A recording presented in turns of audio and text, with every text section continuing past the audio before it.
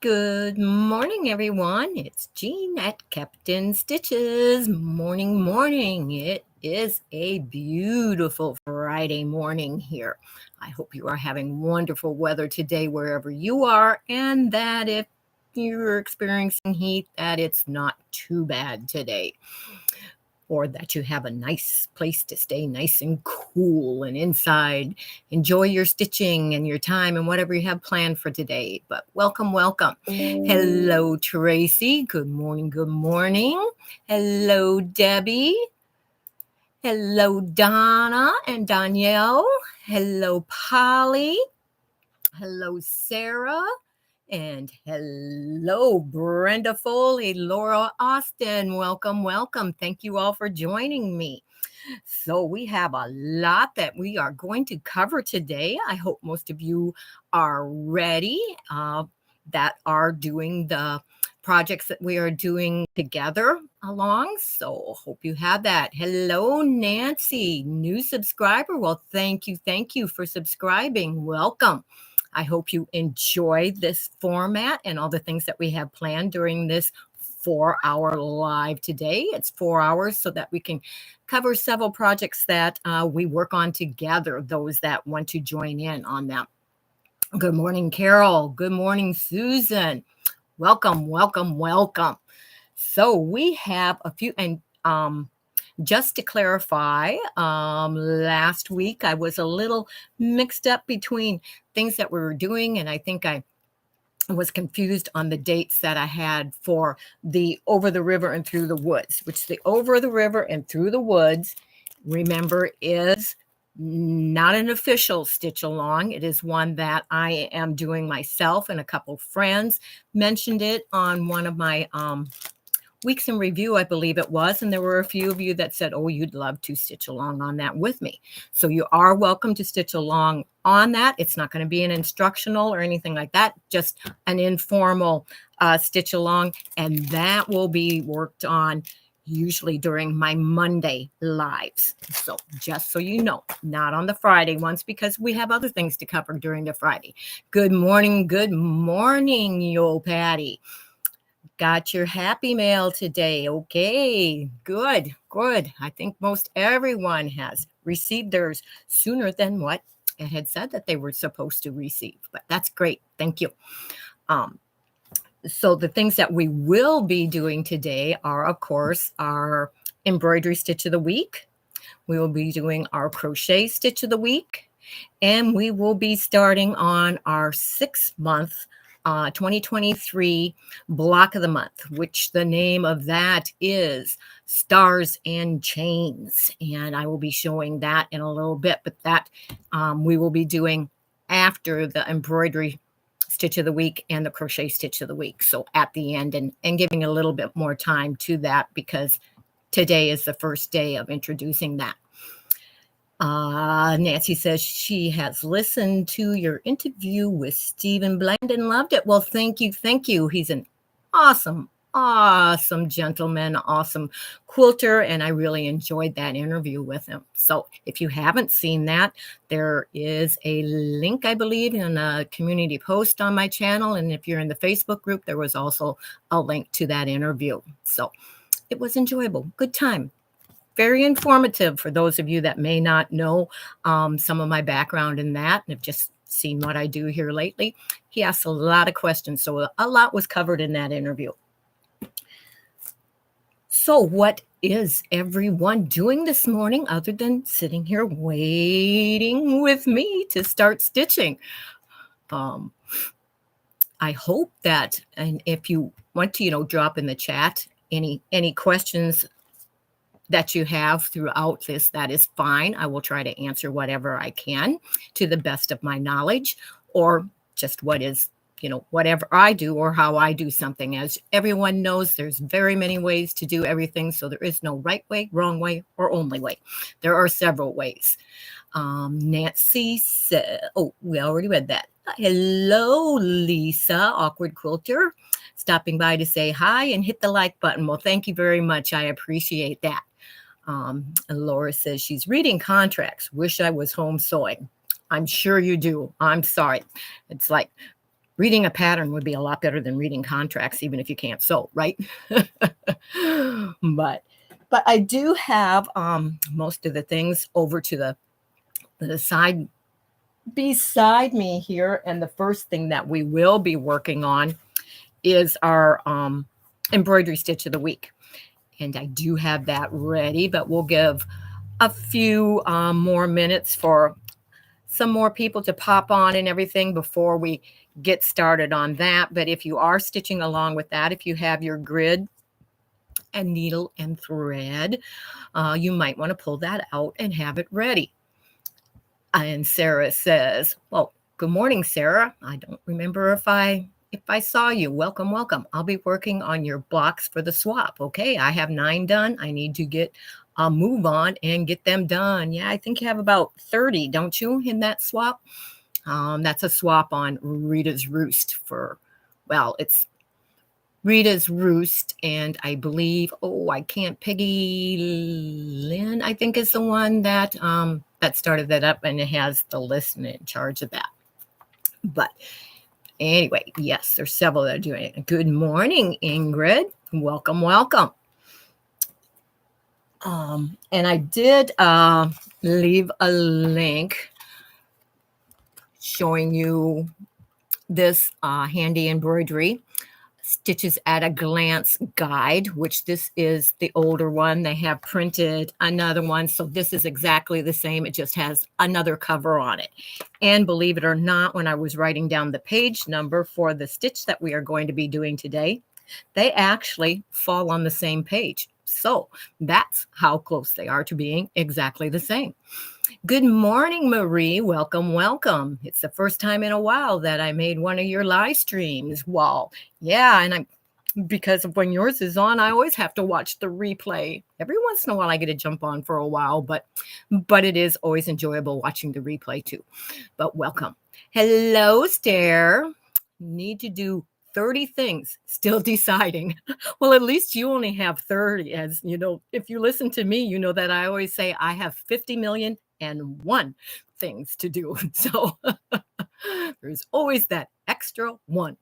But good morning, Deb. Welcome, welcome. Okay, so you should have, and I'm just going to fold this over so I'm not showing you right away what our stitch is this week. But you should have, if you're doing this, your grid or what you have decided that you are using to do your embroidery stitch of the week on.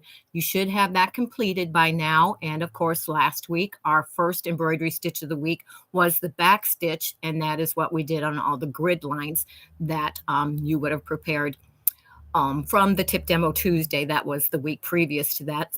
Well, it was the same week, just the Tuesday instead of Friday, so that you could be ready and prepared for that. So that is what I am doing my embroidery stitches of the week on. And just to keep in mind, when I give the stitch, it's only a stitch that we are doing. I will, kind of show how we're doing.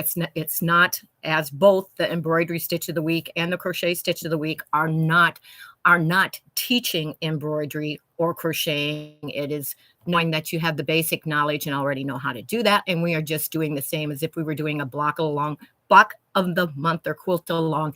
You already know how to do it. We're just enjoying doing some stitches in that along and having a structured way of having a little sampler done and a nice little crochet afghan at the end of it with different stitches and getting to practice them. And maybe there's a few that you haven't tried, so it gives you an opportunity to try new and different stitches. So that is how that is going to work, as I have said in previous lives and videos. So let's get started. Nice. Not only will this be so much fun, it will be just what I need to learn. Thank you. You are welcome, Tracy. And I do hope, I will help as much as I can. I just want you to know that it is not a total, okay, teach step by step, type thing. Good morning, Gladys. Welcome, welcome.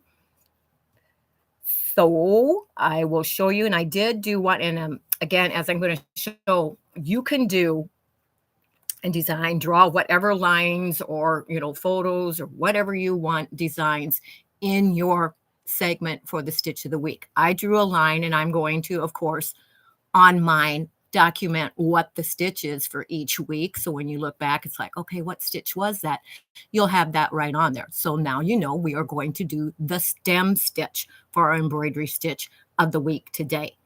And that is starting with the ones that are most commonly used in almost anything that you will be doing embroidery. So we'll be going over those stitches. And all I did on mine was I drew some straight lines in the top half. I saved this section below because I may draw a flower with a stem or something like that and do some decorative more with the stem stitch and maybe add a couple stitches to that. But up here I will be practicing and doing just the stem stitch. But you can do yours however you want. There are no rules in this. Do your thing. Okay. Too much detail confuses me too easily. I like watching to learn how it is done. Okay. And Mona did what? Welcome, welcome. Good morning, Mona. And as I do this, because you know I don't have all kinds of camera angles, I will be tilting my laptop view down so you can see better what I am doing, or I will be, you know, also lifting it up as I do it. But I do not have a real good close-up. So hopefully you will be able to see well enough to follow along. And everyone is saying hello. And as I tilt it down, it's going to be harder and harder to see the chat, but I will follow along as closely as I can. If I miss something and I don't answer you right away, wait a little while because I may see it up at the top, but always feel free to, if you have a question, to ask it again. So I will see it in case the chat starts going by too quickly. So I have VALDANI Pearl Cotton size 8 this morning that I am using. And because I'm doing a stem stitch, I decided to use green. And of course, I'm using a size 7 embroidery needle. And I do use my Clover lighted needle threader to thread my needle. So I have that all done. And with the quilter's knot that I showed you last week, ready to go. And on this one, on the back stitch, we started on the right-hand side, working backwards because of the way that I work on it as a back stitch. On this one, we are actually going to start on the left side of our work. And the first thing that you are going to do is you are going to bring your needle up right at your beginning point of your grid. You can see that I've got my needle right at the very beginning, and we're going to call that A. Yeah, Nancy says, does that book that you just showed teach the embroidery stitches in detail for those who are just learning? It gives you very good diagrams. I'll hold it up because this is a stem stitch. It gives you diagrams of it, and over here it tells you step by step how to do that stitch. So it is a very good resource. Yes. And then of course, if you go to YouTube and whatever, they will have, you know, really good. There are a lot of great tutorials on embroidery. So that should help you that way also. But okay. So for the stem stitch, we have our knot. We are bringing our needle up right on the very starting edge at A. I'm going to bring it down here so I can do my stitch, and you're going to bring that all the way to the top. And then what we call B is you are going over, about 1/4 of an inch. I'm going to turn that. I'm going to actually bring this down a little farther so I can hold it this way. But you're going over 1/4 of an inch, and then you are coming up right between those two stitches. This is just how you start it. And you're going to bring it all the way through, keeping your thread at the bottom. We call it keeping it. It says in the book to remember that it's stem stitch. So it's swing low with your thread or stay low. That's how you know to keep it on the bottom side as you're doing that. Then we will go in at D, which is another, about 1/8 of an inch this time away. and you are going to come up at your B this time, right there where your other stitch ended, and keeping this stitch again on the bottom side, the thread, you're just going to pull that up, and it just forms a nice little stitch. You can see just those 2 stitches, how they lay, and with the thread down below. So you're just going to continue now to just go down at D, always about 1/8 of an inch away, and up right into the hole where you ended the other stitch, which is B, and keeping the thread below. Following on your line. Oops, I'm out of camera. Sorry. Tilt up a little if I'm going to hold my hands up that high. But yeah. And I'm out again. I have to look better, so I stay up there.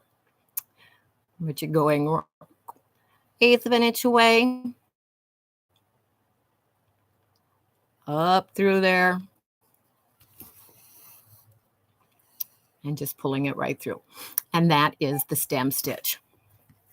Sorry that I had that held down. I'm going to bring it up and hold it up a little bit better. And Nancy says that she can't stay, but will definitely watch your replay. Okay, Nancy, no problem on that. I understand. But I'm going to hold this up as I work. I know you won't be able to see totally. And I will probably, on a tip demo Tuesday, as I did last week, but with better, show this stitch again in more detail also. But we're just going to stitch along and enjoy doing that stitch. And as I work, I will bring it down for a while as I do a few stitches. I'm not sure exactly what you're able to see, but you may be able to see what I'm doing with it down there. I just can't see what I'm doing in the camera. So, but it's a very easy, quick stitch. You'll get used to it very quickly. And those of you that do embroidery may always wonder, because there is another stitch called the outline stitch, and it is done very similar to the stem stitch. The difference in that stitch is that you are working with your thread on the top side instead of the bottom side. And when you work that stitch, you are always working it on the outer edge so that your stitch lies on the outside of what you are outlining. That is the difference between the stem stitch and the outline stitch.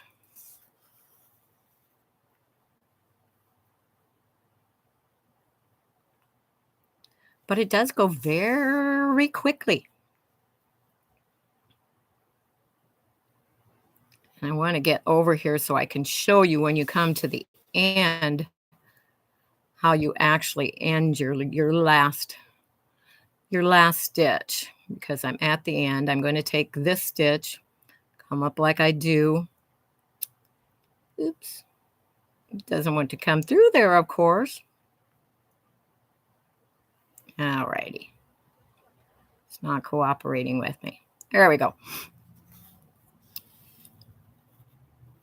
But you are at the top. So on your last stitch, you are just going to take it to the back, not come up in that other one. You're just going to go all the way to the back and knot your thread, which I go through, not the stitch that I just did, but the previous one up. I always bring it through and then through again. And I go through my loop twice to do my knot to make sure I've got a good knot. And pull it down tight.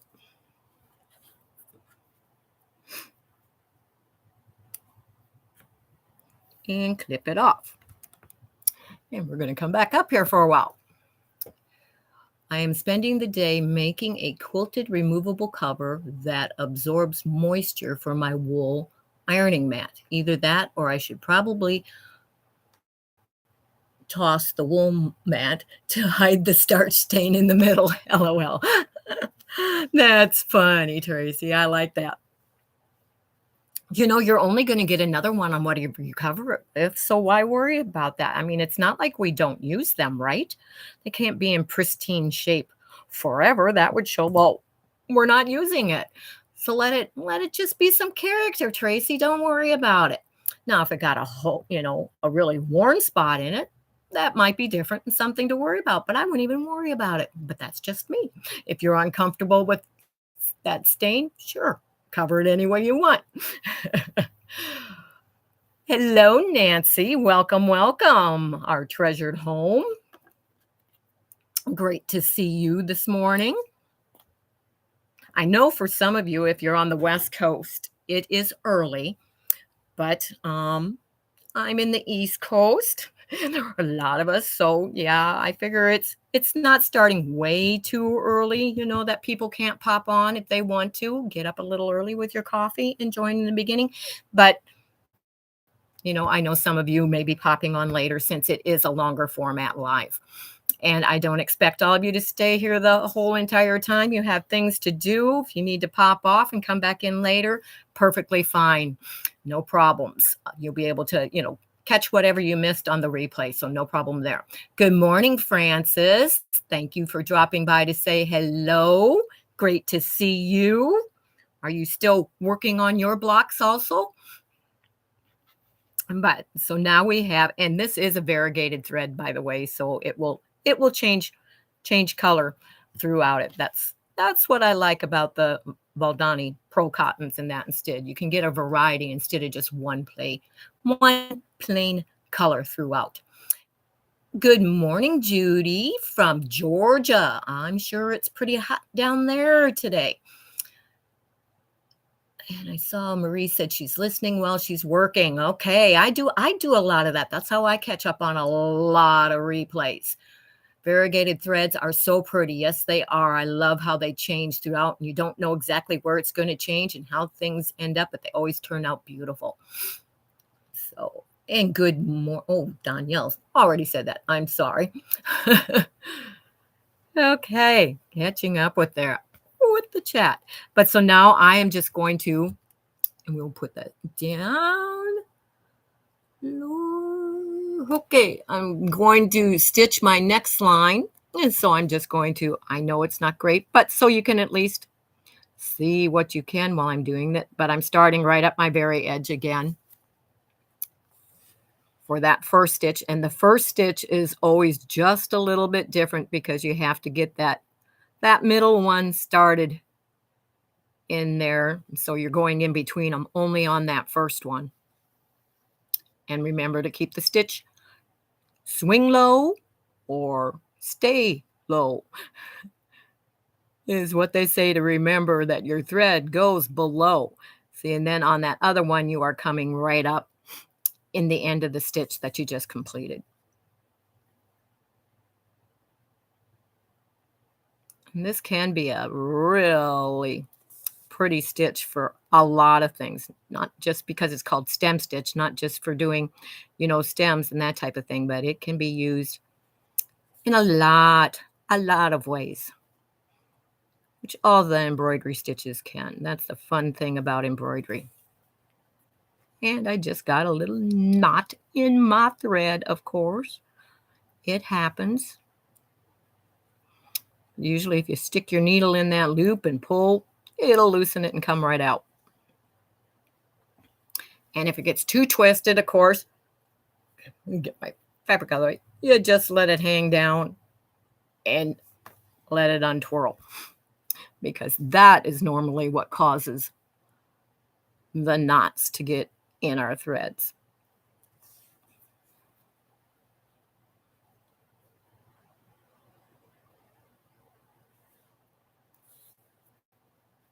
So I got quiet for a couple minutes, but well, not a couple minutes. That was just a little bit, wasn't it? My, how time flies if that was a couple minutes.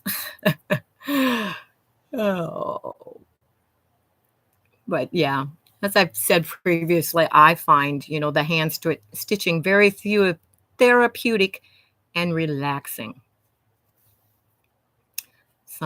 See, and I just got another one there again. Like I said, it happens. You just pull on it and it will come right out.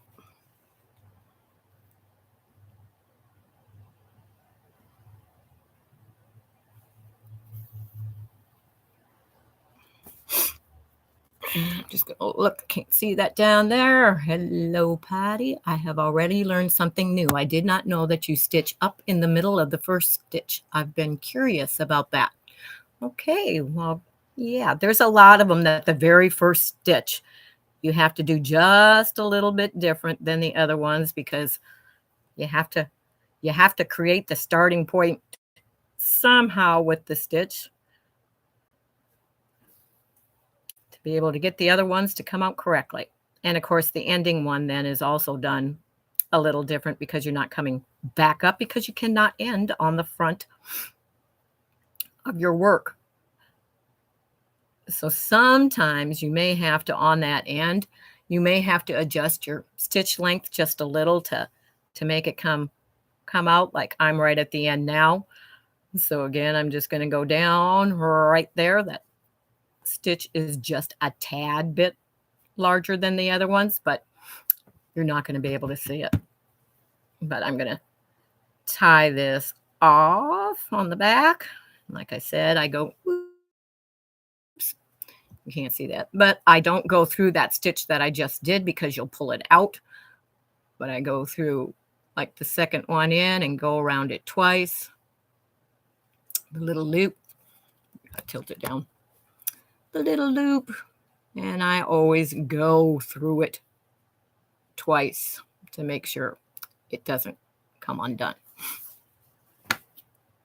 And then you can just clip it off. And you're probably wondering why the SF101 is not on this. It's on the other one. I just realized that.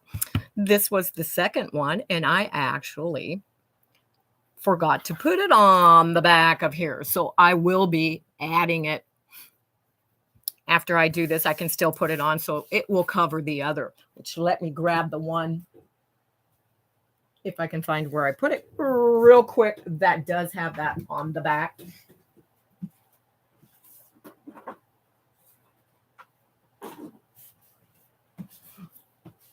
I just realized that as I was stitching, I should have been working on this one instead that already has the SF101 ironed onto it.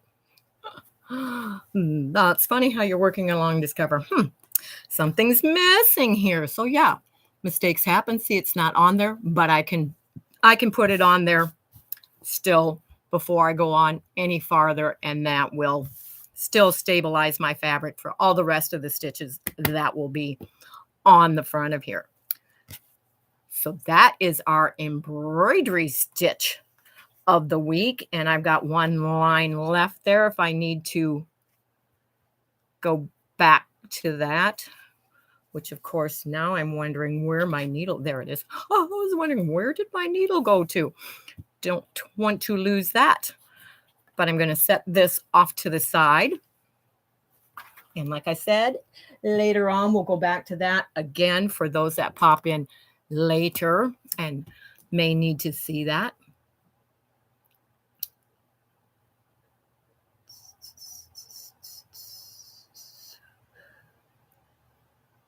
Laura says, I am originally from Claxton, Georgia. All right.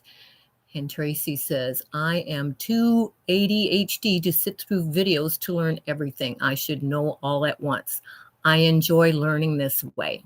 Well, great. I'm glad. I was hoping and, just thought that this would be a different way to do some things together, be able to take more time instead of just chatting, to actually be doing different things, because as we know, the kept in stitches, so we don't sound like captain, kept in stitches isn't just about quilting. It's about all forms of stitching except for knitting.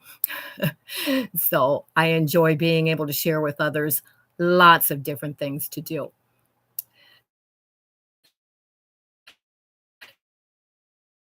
And yeah, Tracy did back. That is exactly my style. LOL. Right.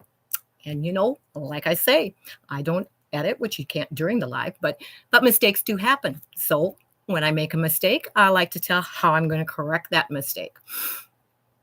Brenda is going to be right back. All right. Claxton, Georgia is known for being the fruitcake capital of the world. Explains a lot, doesn't it? That's funny. That's funny. Well, some people love fruitcake, and there can be good fruitcakes, the kind you eat. Okay. Oh, and others are saying hello to each other. So, and I did forget to tell you that I meant to mention that stitch is on page 59 if you got either one of the embroidery stitch handbooks to follow along. So then we will go on for a while to our crochet stitch of the week. I'm going to pull out some yarn there, which last week we did the foundation single crochet. So I'm working with a variegated bulky yarn just so it would be easier to see. And it's what I had down and easy to get at the time. So that is what I am working on. And that is why it is changing colors on its own throughout.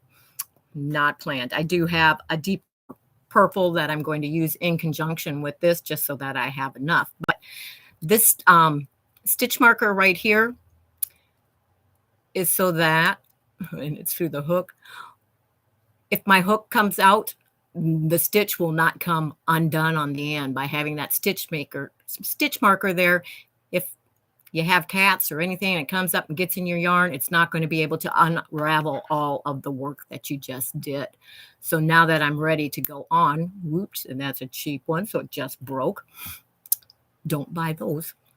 They were ordered a long time ago. I don't remember, but they came across the boat from China or whatever, and they are very flimsy, as you can tell, because it just broke when I took it off. But get the better ones that are the flexible plastic instead of the cheap, brittle plastic. Fruitcakes are like black coffee. I wish they tasted as good as they smell or look. Okay. Yep. Now, I drink black coffee quite a bit, but I do like to have different creamers in them from time to time. I don't have a lot with creamer because I can't have dairy products, but every once in a while you got to have a little cream in your coffee, right? And there is Canadian Family Life. Hello, hello, hello, darling. No show. Well, you just came on just in time because now I am getting ready for our crochet stitch of the week. Morning, darling. I like that. Hello, Patty. See? That's hello, darling. It's been a long time, but no, it's been not that long a time. Oh, I got to get a little more comfortable to sit here and do this. Have to sit a while. Cafe Mocha, my favorite. I actually have the hazelnut mocha that is, it's the Manhattan hazelnut mocha that is after the program Friends. That's what I have in my coffee this morning. Like hot chocolate with a kick. Yes.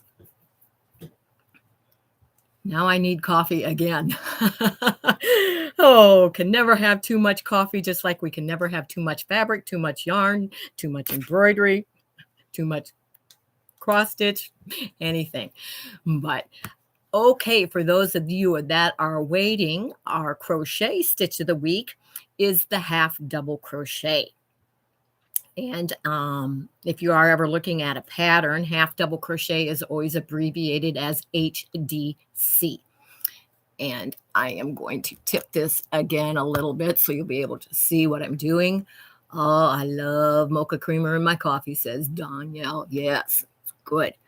But I'm at the end. So first of all, I'm just going to chain one and turn And because we did the foundation single crochet, it's really easy. And because I'm using a bulky weight thread, it's really easy to see the first stitch that you're going in. But for the half double crochet, you are going to yarn over first, and then you are going to put your hook, of course, always going under the 2. So you have 2, it's like that little V there. You have 2 threads on top of your hook. You're going to catch your yarn, come through, and then you are going to yarn over, and you are going to go through all 3 loops on your hook. And that is the half double crochet. So again, you're just going to yarn over. You're going to go right in that hole, 2 yarns on top. Oops. Yarn over again, and bring through all 3 loops at once.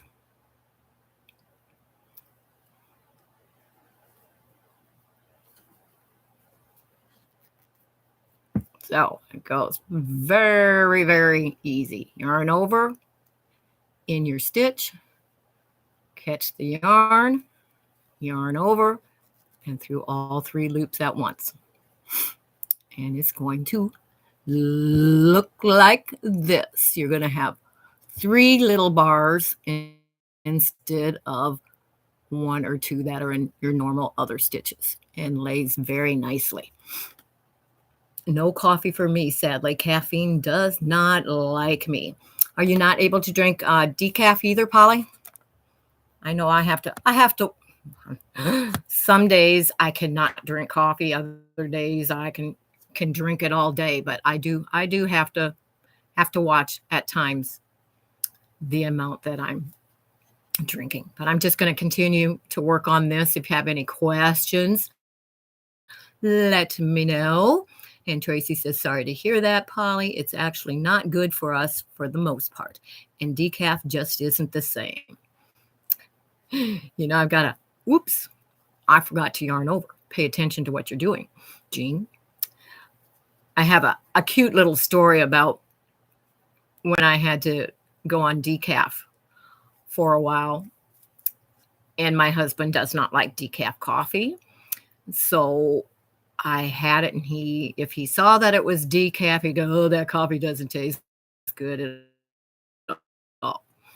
So I kept the can of regular coffee, bought the decaf, and I dumped the decaf into the regular can and put it in the cupboard. So he did not know that it was decaf. He thought he was drinking regular. And he drank it that way for 2 years. And I decided, well, it's been 2 years. He's been drinking decaf. I no longer need to continue to dump this into the regular coffee can. So I just set the can. It was cans back then. Of course, we have plastic now. But so I set it in the cupboard, and one day, evidently, he had looked in the cupboard, and he saw the decaf coffee, and he goes, this coffee just does not taste the same. I really don't like it. And I just looked at him. I said, well, that's really funny, because I said, it's the same coffee you've been drinking for the last 2 years. So that was rather funny. Sometimes, you know, it can be a mind thing. And it's like if we don't know and we don't see it, it's like, maybe it's not as different as we sometimes think.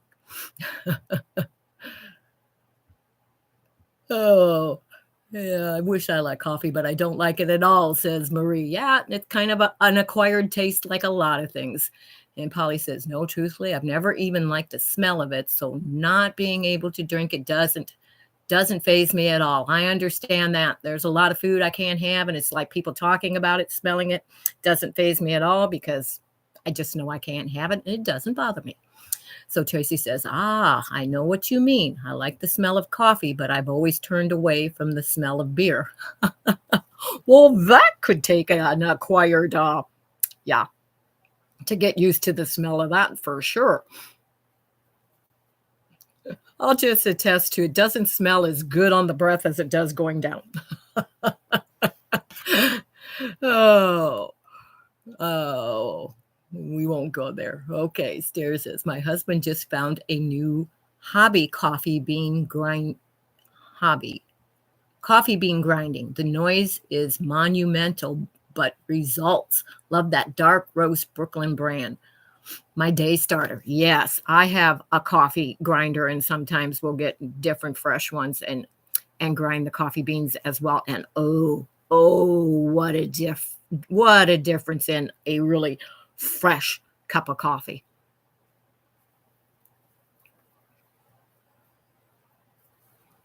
I also love fixing it in a French press every once in a while instead too. That's a really, really different and better taste as well.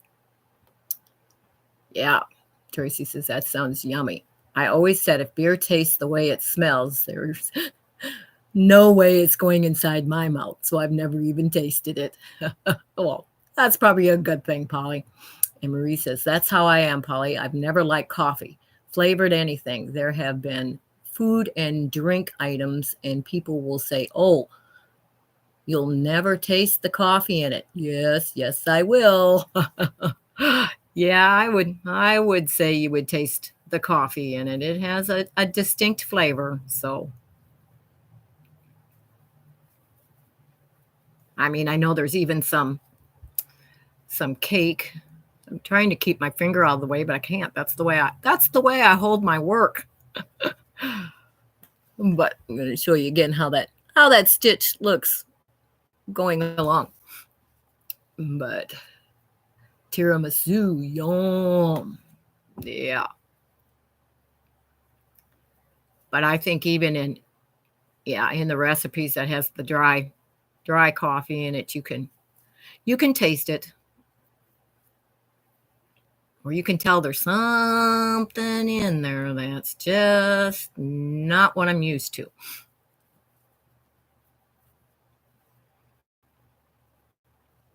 Thank you, Tracy.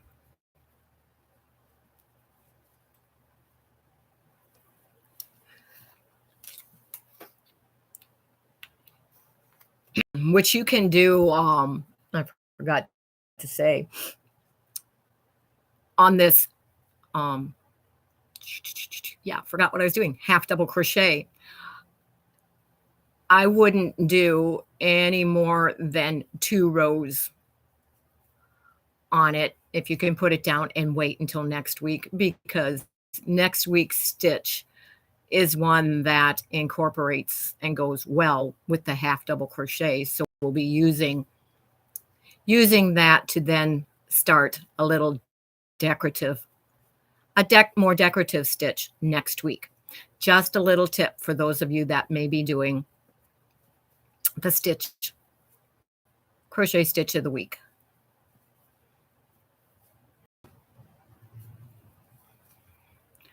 Don't want you to end up doing a bunch of rows and end up with before we ever get to, there'll be about 26 different stitches and in different combinations and the number of rows to do them. So depending on how wide you're going, once you get through them, you may need to repeat them if you're doing a large Afghan.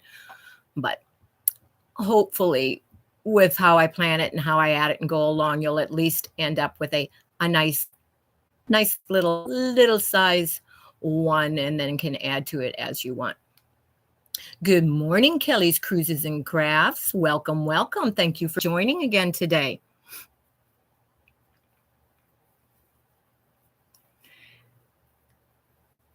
And after I, get partway through this, I, of course, will put it down and pick it up also later again for those that pop in later in the day to this. Well, it's not the whole day, but later on that aren't here and didn't see the stitch, which we will be going on to our reveal of the block of the month after we do a little bit more.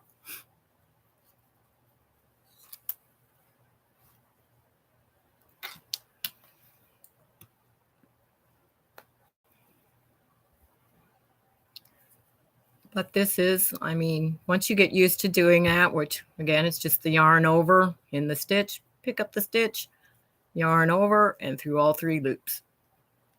But once you get used to doing it, it is one that goes by very, very quickly.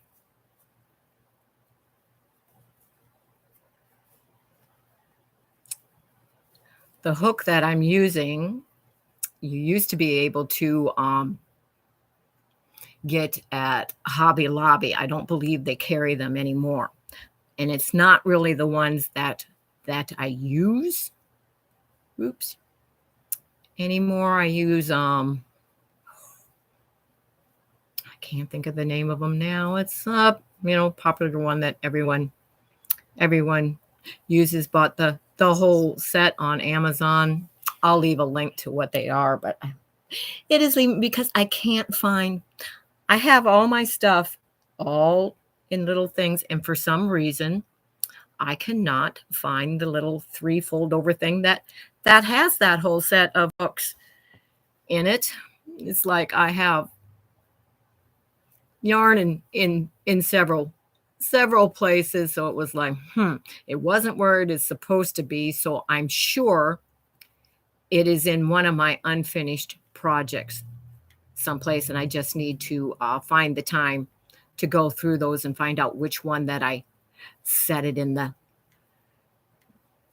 container with, so I can find those again, because I really, really, really don't want to have to order another set. Plus, the larger ones don't come with it, so you have to order those separately and add to it.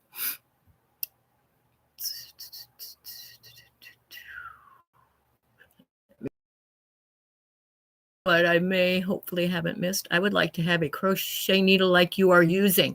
Yeah, like I said, I'm pretty sure, and it's actually purple. I don't know if you can tell that, but I'm not sure whether they still carry them or not, but Hobby Lobby is where I originally got it. I think they have changed to something else since then, but I think it was a Yarn Inspirations at the time. And the reason I liked it is because I have arthritic and psoriatic arthritis in my hands, and you don't have to grip it as tightly. It's loose, a good feel in the hand, so it just kind of lays there weightless. And the important thing to remember when you are crocheting is always let your hook do the work. Don't be going with your hands. Let the hook be doing the work instead. But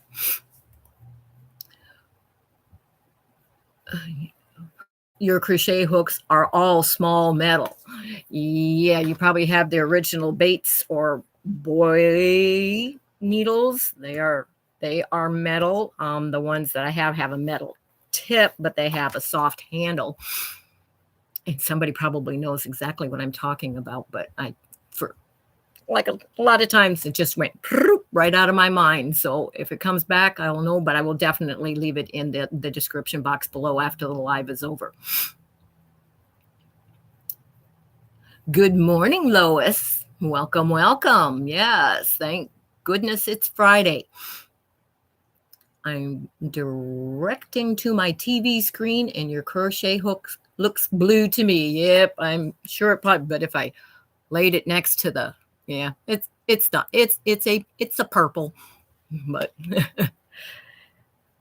and of course, usually, I mean, your crochet hooks will be a different color for each size, and that's how you normally keep track of it. The size of your hook, they're different according to what brand that you have. But this is a large one. This is it's probably either I believe it's an L is what I'm using.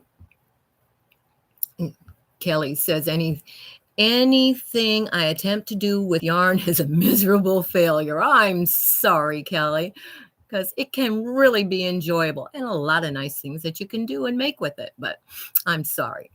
And Marie says, I've got to run. Thank you all for the company. Have a great day, everyone. Thank you for popping in, Marie. You have a wonderful day too, and I hope you get a lot accomplished.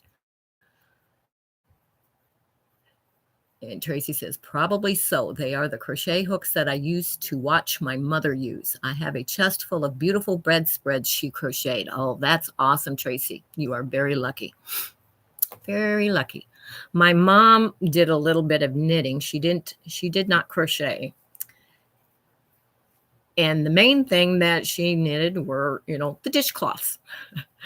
So we all had plenty of the nice cotton dishcloths, and boy, did they wear well. They still do. I still use cotton dishcloths, but crocheted ones, and out of the little, I use the little scrubby yarn. So you have the scrubber and the dishcloth all in one. And I've made them in the round instead of square. But that's what I use a lot of. And Kelly says, my 16-year-old great niece loves to crochet. That's awesome. That's awesome. Yeah, I think I started crocheting at about the age of,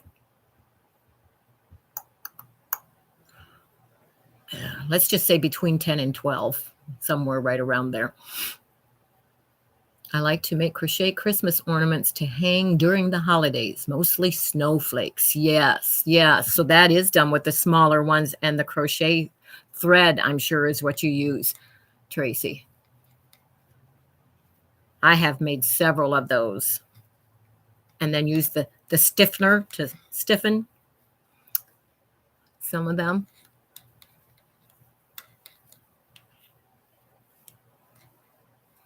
But I'm almost to the end of my first row here. And Danielle says that her mom crochets Afghans a lot while I do more of the sewing. That's fun. Do you ever get together, Danielle, and she may be crocheting and you are sewing and having a good time together that way? I think that would be really fun to do. My mother is no longer alive, so I can't do that, but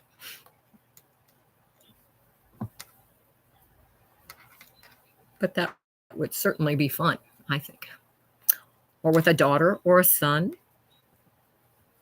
a daughter-in-law, anyone. It's always fun to be able to do whatever craft and stitching that we do with someone else, which is great being able to do in this medium as well. And Tracy says, yes, tiny crochet thread. I have an extremely tight tension habit. There's a lot. You're either tight. Most people are either tight or loose. Very few, right on. For some reason, mine is always like we've got the other end going through here somewhere that I need to pull before it gets tangled up. I just noticed that. We have the other end of the yarn working into that loop coming out of there. Get that out of the way. But I'm lucky. I have a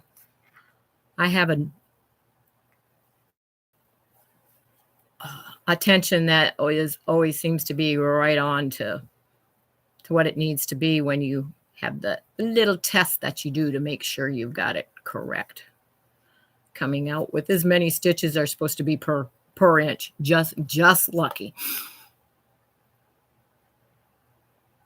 Somebody must have just come in. Hello, Shirley. Welcome, welcome. Or BFF. That works too, Debbie. It most certainly does. Oh. And did June pop in and I missed her? Yes, I did. There you are up at the top. Welcome, welcome. Thanks for joining. And I think I have everyone caught up down at the bottom there. But I am almost done with the first row. And this marker down here is just marking the right side of my work. It'll stay in there throughout. So I always know what is the right side, because sometimes it can be hard to tell as you get going which is the right side and which is the wrong side. So that will remain in there. And now I'm going to be going into the last stitch right here, which, oops, get the marker out of the way. So it will go in there. And that's when I pick up my other little marker that I have laying over here. And I'm just going to slip that through the loop on there. So if it gets pulled, my stitches are not going to unravel and come undone, in case either an animal, a child, or you pick it up, whatever, your hook comes out. You don't lose all the stitches you've just done. But we'll set that off to the side. Give my hands a little break. I wish I could do that, Jean. When I try to loosen my grip, the pieces come out wonky. It's not so much loosening the grip, it's more how you hold the yarn on your hand. Your hand with the hook doesn't control the tension as much as how you hold your yarn. That will make a big difference. I mean, both, kind of work in conjunction, but usually when you are tight, it's because you're pulling the yarn on the hand that is holding it too tight instead of the grip on your hook. It is still so much fun, though. That is why I like to crochet small projects. Yes. And Polly says, years ago when I was crocheting all the time and making snowflakes, I would crochet so fast I would get myself a rope burn on my index finger that I tensioned. Yep. And white snowflakes. Oops. Red and white snowflakes. Oh, I missed that. Yeah, that would make me. Oh, yeah. That would hurt. You probably needed one of the things that some of them use that they put on their finger for the yarn to go through. I've never tried one of those, but that would keep it from the yarn from rubbing across your finger when you've got a tight tension grip on it. So I can see, I've never thought about that, but that just, popped in my head. I can see that would be good for people that have a tight tension, not to hurt their finger with their yarn being pulled over it. And Kelly says, I block. Oh, Ferris, okay, must be your cat or dog, off from the sewing room. Or he plays with the little scraps in my garbage can. Oh, well, maybe you should let him put a design together on the floor someday and go, oh, well, look at that. Let's sew that together the way they put your little scraps for crumb blocks together. And Tracy says, oh, very good point. The thread tends to slip off my fingers. That is probably why I hold it so tightly. I will keep that in mind, Jean. Thanks again. You're welcome. It's, something to give a try. Never used one of those, but I did wear a Band-Aid on my finger. I can understand why. Good morning, Lori. Welcome, welcome. Just taking a little break before we start on the next project. Have gone over the embroidery stitch of the week already, and I will be going back to that for those that have popped on later so they can see it and do it again. And just finished the crochet stitch of the week, and we'll be going back to that also a little later. Getting ready to introduce what the block of the month will be, and possibly I'm hoping to show how I cut the half square triangles in the first block and possibly get the first block sewn while we're on here. So if anybody has any questions or whatever, they can ask or see how I put it together. Ferris, our Bernese mountain dog. Oh my goodness. Yeah, he could make a mess in your scraps. He ate way too many bad things when he was little. I don't want him eating fabric bits. No, that would not be good. That would not be good at all. So I totally agree with you there, Kelly. I would be keeping him out of the sewing room also. Yeah, that could be bad. And excuse me as I change my monitor camera up here because somebody's not in the room that it's in right now. And as you know, there is a certain person in our house that I am the caregiver for and have to keep an eye on him. So you get it so it stays there and doesn't flip back to the other room. I hate when it does that. Okay, now we got it. Found him. Hello, June, Tracy, Trisha, Tom, and Sarah. Okay, so I am going to go ahead and get out the information for the block of the month, which will be, we have 6 months left, so it'll be a 6-month one. And I did design it in EQ8.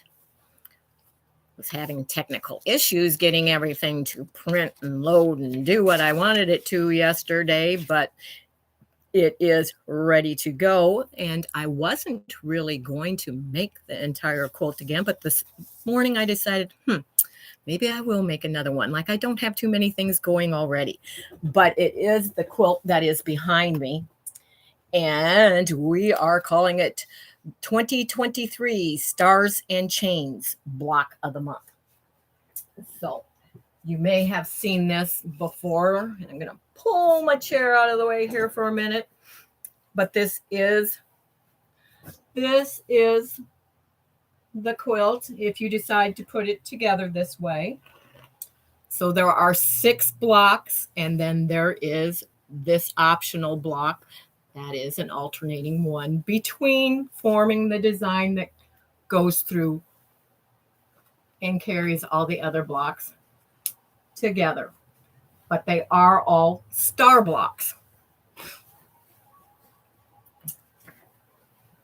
And of course, you can use whatever colors you want. You do not have to put it together that way. You can do whatever you want with yours. This will just be the way that it will be presented to those that are wanting to do the block of the month. And all to get the files and everything for that, and it is a free pattern that I am offering to you that I designed on EQ8, you will need to be in my Facebook group, because that is where the files are located and that's where they can be accessed. I won't be putting links for those on YouTube. That will be in my Facebook group. So if you are not a member of the Facebook group and you are wanting to do this block of the month, you will need to go over at the end of the live. It will be in the description box, the link to my Facebook group, which is Friends of Captain Stitches Quilting Stitching Bee. And there's a couple questions. You just answer those and you will be able to join the Facebook group and have access to previous files and everything, join in the other things and everything that always goes on in there. But that'll be how you access the file.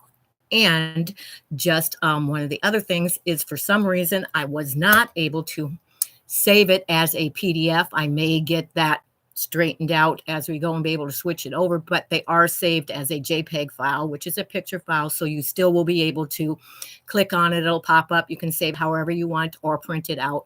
It's just not in PDF format, but very, very easy to get and everything.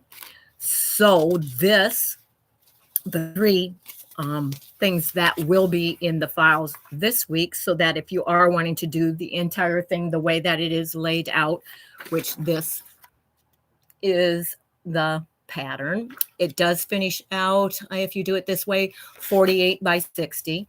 You can, of course, enlarge borders or whatever, do extra blocks if you need it to be larger, but this is the one that we will be doing, and it is the 1, 2, 3, 4, 5, 6, not necessarily in that order that we're doing them, but those are the 6 star blocks.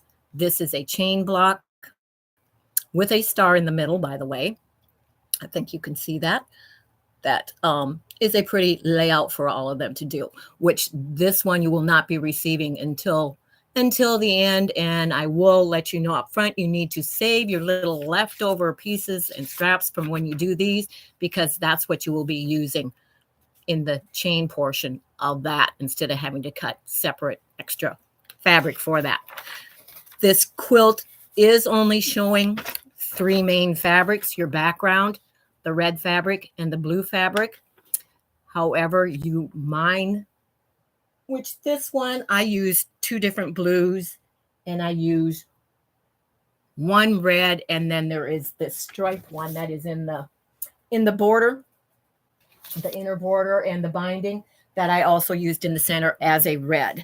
You can use however many reds or blue. Well, you don't have to use red or blue. Whatever colors you decide on, you will need, your background, and you will need, both of them can be considered darks, or you can, a medium and a dark, whatever colors you decide to work with, you the fabric yardage requirements are included on this. It will give you what you need. You can just break it up so that you do have that total yardage. Keep in mind, you will need enough for whichever one you decide that is going to be your outer border. The inner border and the binding use the same fabric, and is also one that is used within my outer border. Some of the colors were used in here if you're using more than one, but you can use just 3 and make it super simple and go that way.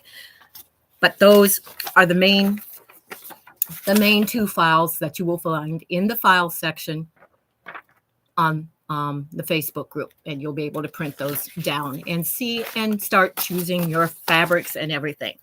Which the blocks are fairly simple. They all have half square triangles in them. I think there is one I found that I did not change out, and it has flying geese units in it because I forgot to switch it.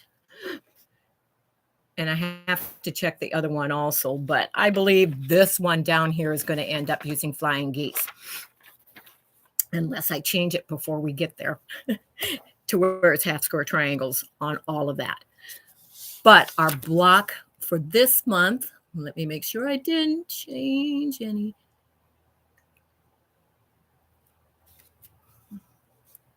Hope I didn't miss any questions. If it's up above where Lori Clark says, I see others I missed, sorry, on my way out.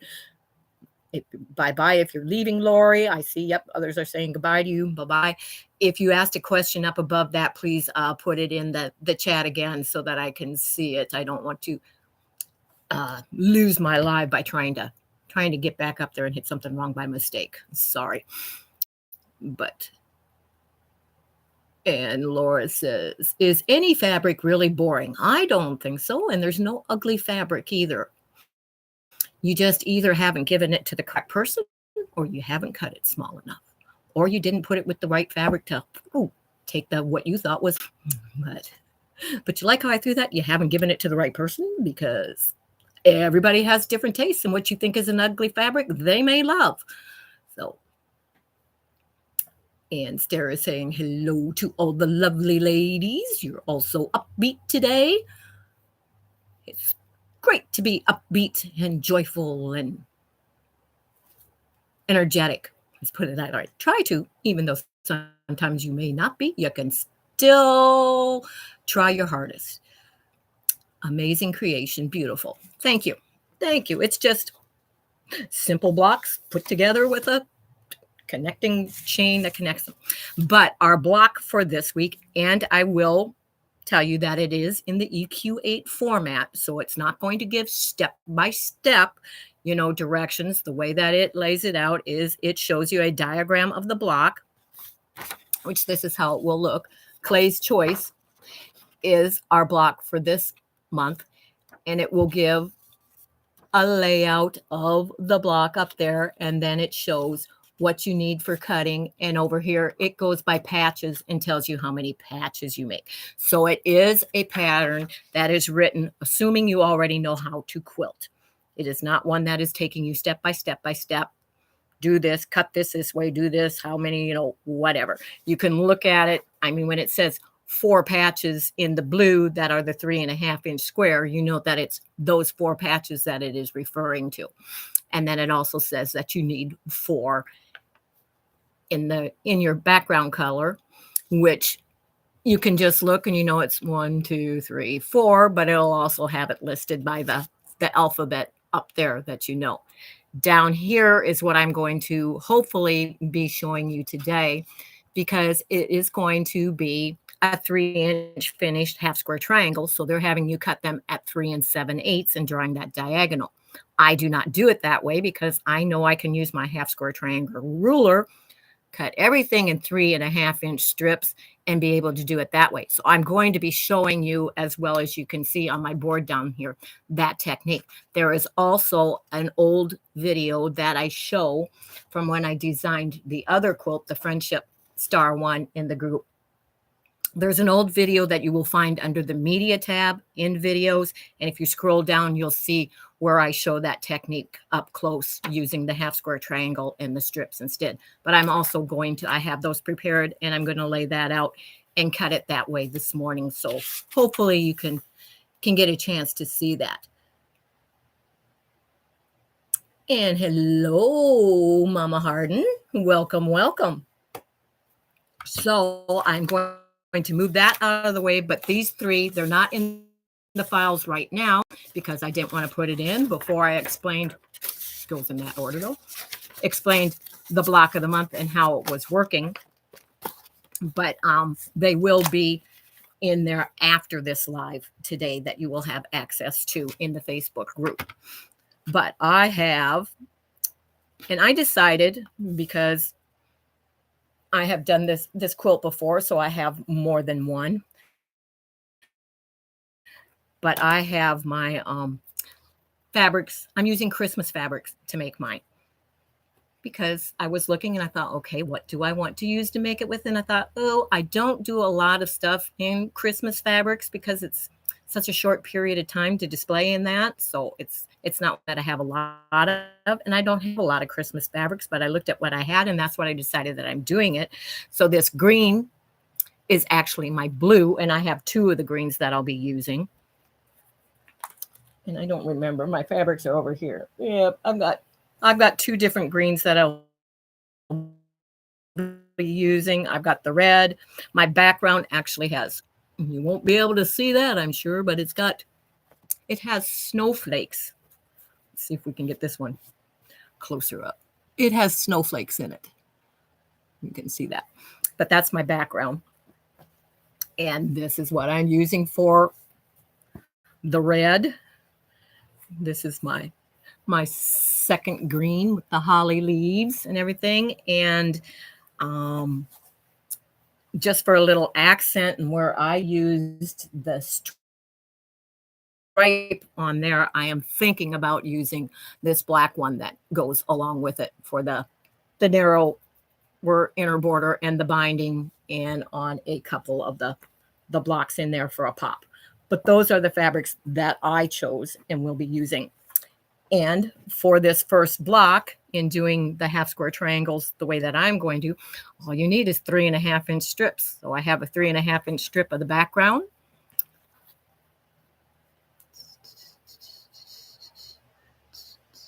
That quilt would be beautiful in Christmas colors. Well, yes, it would. You like that? As I was just discussing. I'm upbeat because it's Friday and I'm at work, so I'm looking forward to the sewing weekend. That is awesome, Laura. I understand that. Pretty Christmas fabrics. Yes, they're old ones. They are, and I left the one out so I could see it is not Christmas presents as in gifts, but Christmas presents. And it is a Moda by April Cornell, and it is an older fabric. I have had this collection for a while, so it probably isn't still available. But I am going to get my half square triangle out here, and I'm going to cut the red and white ones. So bear with me. I'm going to put this down, and I won't be able to read the comments as well. I'll try and keep my eye on it, but hope your weekend exceeds expectations. Yes. Yes, yes, yes. But I'm going to tilt this down so you can see what I am doing. And what I am going to do is I am going to put my background on the bottom right side up. And I've already trimmed the ends and the selvages off there. But I'm putting that right side up on the bottom, and I am putting the darker fabric right sides together on top of that and lining them up very carefully. We're working on a smaller mat. That's not as easy to do. But this, and we're going to take this so that hopefully you can see it. Oops, as I unfold it.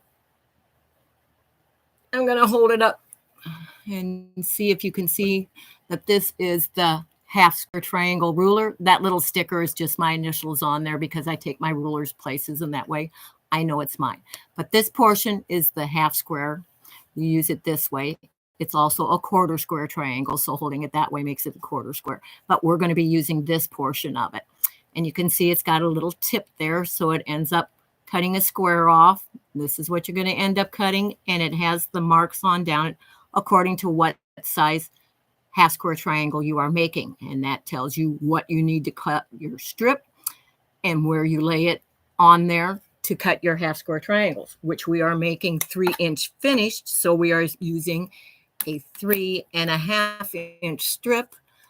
Let me see before this gets up too far. Lisa, welcome, welcome. I'm late. Good morning, Jean and everyone. Never too late because we will be repeating some of these steps later on since it is a longer format video. I'll be going back to the stuff that I've also already gone over. So never late. Thank you for coming. Jean is on an amazing roll this morning, having a great live. Thank you, Tracy. I'm actually going a little faster than what I expected, so I need to try and slow down. But I have a tendency to talk fast, and I have a tendency to work fast. So I have to learn to slow my pace down. Otherwise, what I intend to fill the time, it's like, okay, we've done everything. I have cut everything. I don't want to cut more fabric to show again. So I need to slow it down. But I am going to be cutting what on the pattern appears to be the red and background. Whatever colors you are using is what you will put in there, but showing the method of not having to cut the 3 7/8, not having to round it up to 4 and trim off later. I am going to be doing it that they will come out very neatly, and I am going to turn my sewing machine on and get it ready. I do use a scant 1/4 inch, so I move my needle over till I hear that first click. That makes my scant 1/4 inch. Sewing Sensations by Lady Susan. Welcome, welcome, Susan. Good morning. This YouTube is something else. It had me subscribed, but I couldn't chat. This is crazy. Well, it is, because I don't know why you couldn't, because it's only for new subscribers that have to wait the, I believe it's set at 5 minutes. So I'm sorry. I'm sorry, because I know you've been a subscriber, Susan. Good morning. Did Kathy pop in and I didn't see her? There she is. Good morning. Good morning. Good morning, Kathy. Feeling any better today? Hope so, Susan. And everyone is saying good morning. So I'm going to pop it back down, and I'm going to show now how I am going to cut the half square. And I only need 1, 2, 3, 4 of these.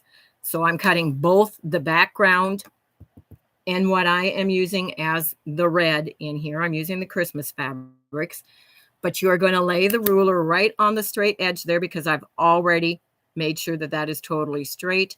That little yellow tip is going to be off the edge on the top, and your 3.5, that is what your strip size is, which is what you cut for a 3-inch finished half square triangle, is right on the bottom. And you are going to hold that carefully. Make sure my cutter's open. And you're going to cut right across there. And you're going to leave that exactly like that, because it's ready to take right to the sewing machine and sew now, and be able to even press it to the dark side, because the dark is on top. Now all you're going to do is, because see the angle is that way, is you're going to turn your half square triangle the other direction. You're going to line the little yellow tip this time on the bottom, and your 3.5-inch line on the top, being sure to line that right up on your diagonal edge here. Hold that tight, and you're just cutting straight that time. And you're just going to be flipping back and forth. We need 4 of them, so I need 2 more. So I'm going to line that up again now, this time this way. You want to make sure you hold that down tight, because you do not want this to slip as you are cutting it, because then your diagonal will not be correct. and flip it over and cut the last one.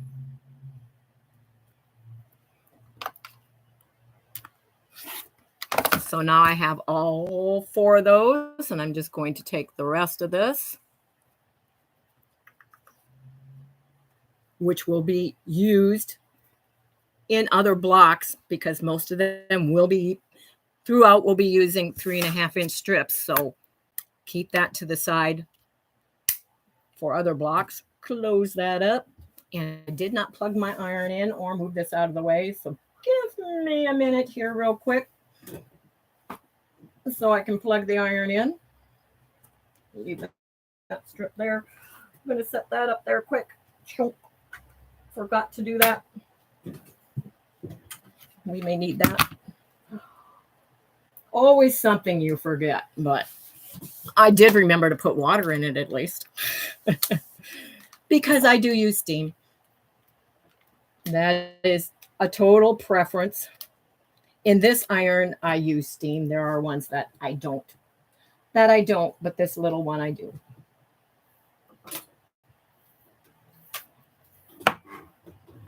Oops. Back up. Oh. Okay. And that should heat up while I go over here. I'm going to tilt this up just a little so I can see. Do what June says. Just rest. Prayers for you. What did I miss? Not feeling any better. I'm sorry, Susan. This is a great view, Jean. Thank you for sharing this technique. You are very welcome. Not feeling any better. Okay. Hello. Rest in prayers. Yes. Very good. I like this ruler. Yes, the ones that I have, I've had these for a long time, and it is the Fons and Porter. It's an OmniGrid ruler. You can get other ones, I'm sure, in several places, but they all work the same way.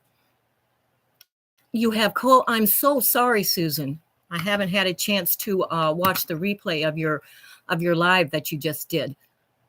I am so sorry. Yes, prayers for you for healing, and yeah, take care. Make sure you take. Oh, thank you. I hope I didn't bend over the wrong way with the dress on. This is an old Carly from the, what's it called, LuLaRoe days. So yeah, I've had it for a while.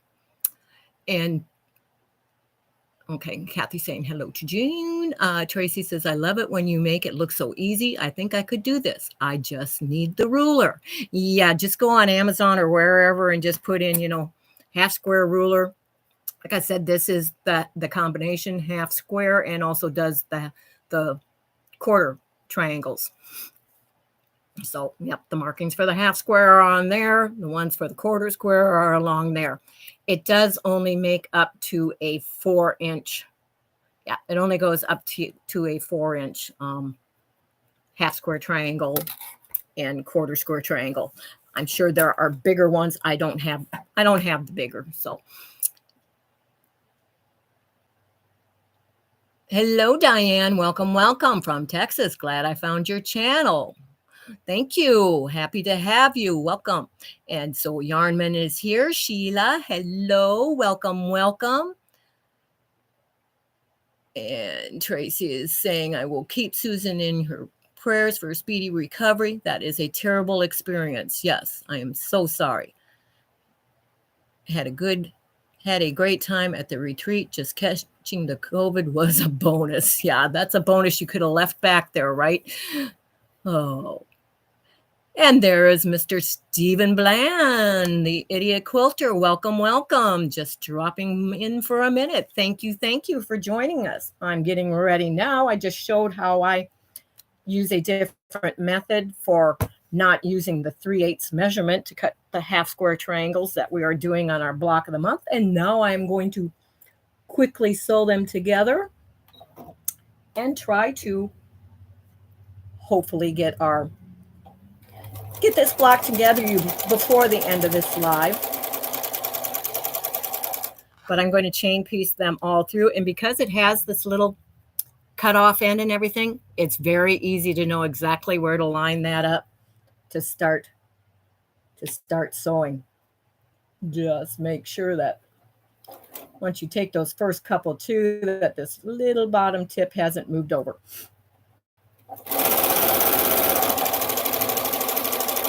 Went a little fast there. Sorry, I'm used to going fast, but it might be a little louder if I go fast. So I'll try and slow down a little bit.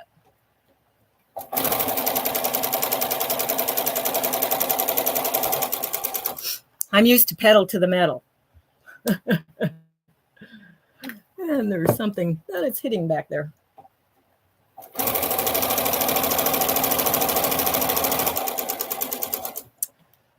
So now we have all 4 of those chain pieced together. So I'm just going to cut them apart.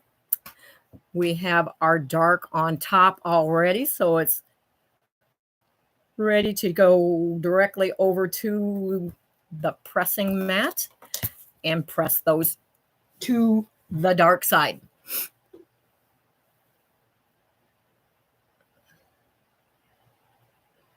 To get the cut off on the top, yes, makes it excellent that way. Minutes count. They sure do. Okay, everyone's saying hello. And you don't need to, I'm sure you don't need to see me press. I'm just going to press these real quickly. I normally would use my clapper, but I forgot to grab it and bring it over here, so won't be using that today. I'm not going to walk all the way across the room to get that. Always something we forget, but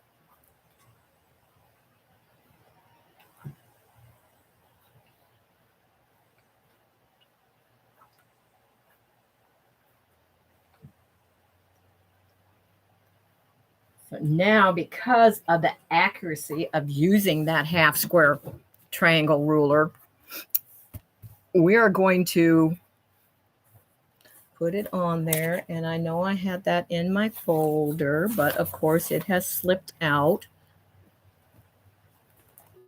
But my square up ruler was supposed to be here. Let me see if I put it back in my, it's not in my drawer. Where did you lay it, Jean? I will have to get up for a minute because I do square up my blocks. And of course, it's there from the stuff I was cutting last night and forgot to put it back down here. Which we want these right now still to measure at 3.5. I'm using this little Creative Grids square up 4.5-inch ruler that came in Fat Quarter Shop's Sew Sampler box last month, just because it's an easy one to have here. And of course, it's got the triangle part, the diagonal already on there. Let's turn it around so I'm reading the numbers the correct way. So I'm lining that right up on my diagonal, the 3.5, so it's around all the edges. And of course, this one is coming out, so all that's left to trim off is the little dog ear that was on the top, because they come out if you have your 1/4-inch scant.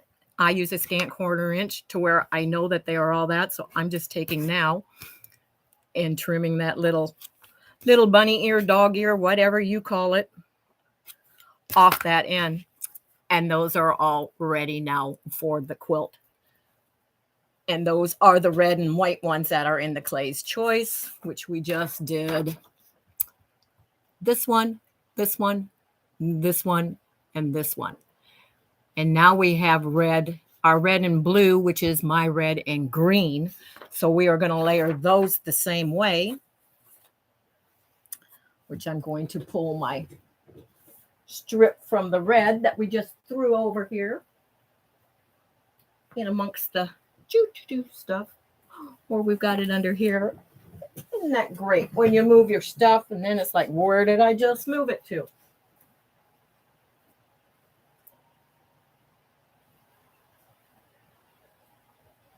that I don't know where it went. It's in between something. So we will pull the other one real quick.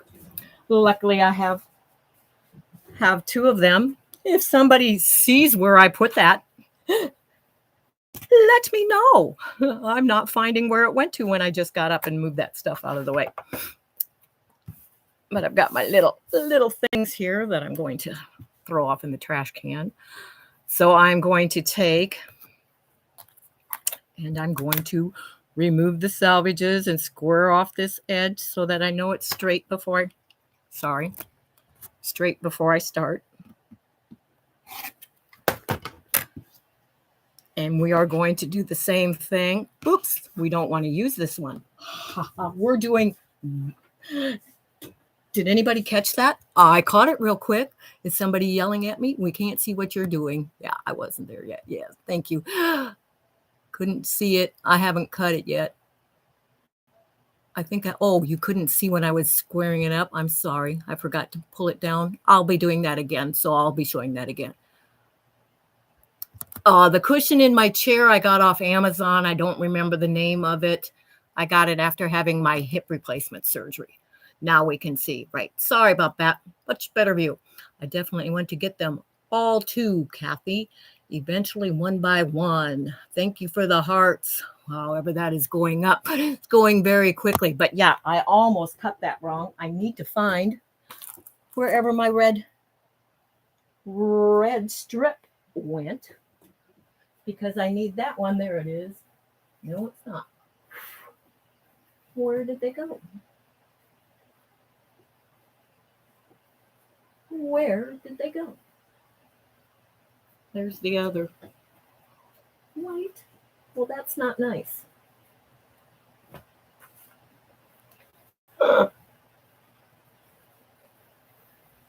We put them out of the way for later. Where did we put them? Don't you hate when stuff just disappears? That's not in my fabrics.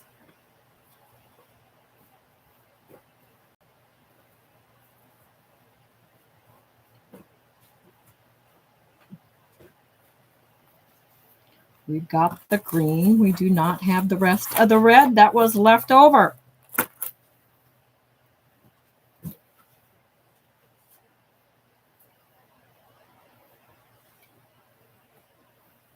I'm sorry, but I cannot find where it went.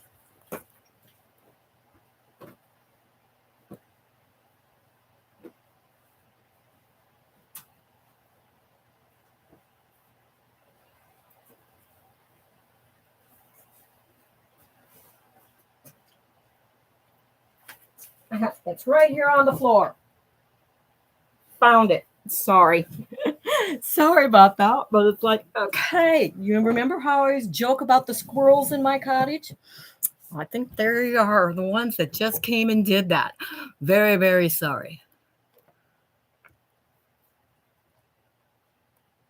I wish it isn't wine 30 yet, so perhaps it's caffeine intake. It isn't wine 30 yet. No, it is not even close to that. How is your back today, Kathy? Feeling better? Hopefully. I am worried my sewing room isn't even close to being as organized as Jean's. I may never find some things I've been searching for.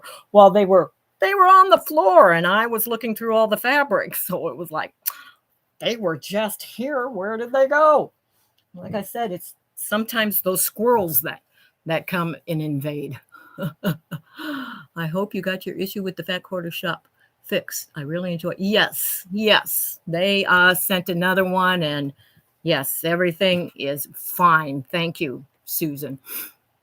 But on these, they are both considered darks, so you don't just make sure you lay them right sides together.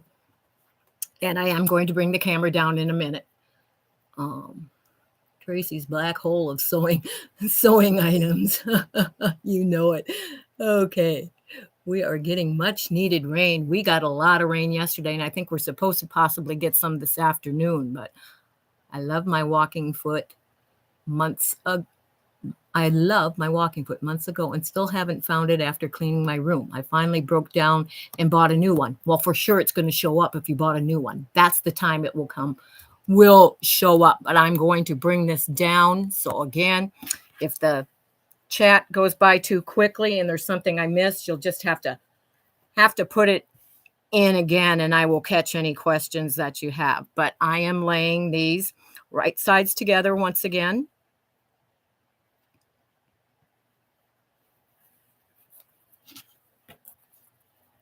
And we need 4 of these as well. So I'm going to cut 4 of them in the same way that I cut the others.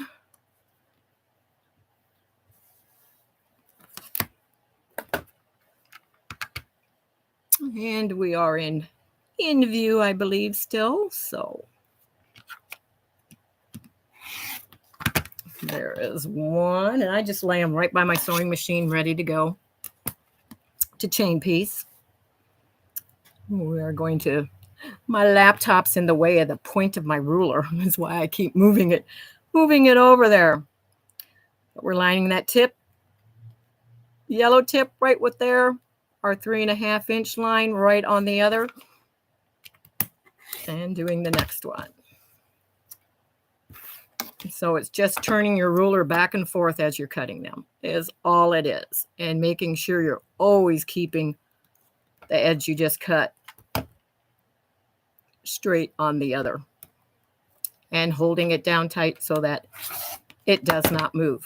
And keeping those fingers out of the way so you do not have an accident, especially while cutting live. That would not be good. So this should be 1, 2, 3. This is our 4th and last one of those. And we're going to sew those. We're going to carefully, I think we're done. That is all the half square triangles. But I will need the green to cut the other. So we're going to leave that one there. Toss that one over there. And I'm going to sew these very quickly together, and I think you can see if I bring this up a little farther so I can see. Hello, Gisela. Welcome, welcome.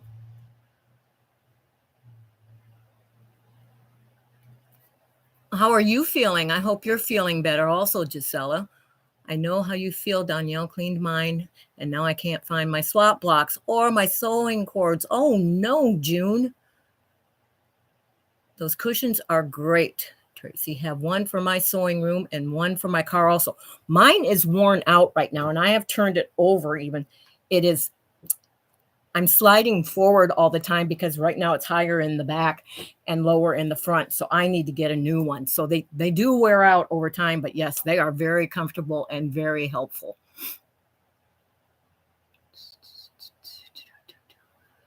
Let me see if there's anything else. I think that would be just what I need to sit at the right height for my sewing machine. Well, I adjust my chair for that, but yeah, it does help if you can't get it adjusted correctly, but it's very comfortable if you have to sit for a length of time too. I don't know if hers is the same brand, but mine is Claudina. I don't remember the brand of mine, Susan, because it's been like 9 months ago now that I got it. Like I say, I got it when I was having my both hips replaced. So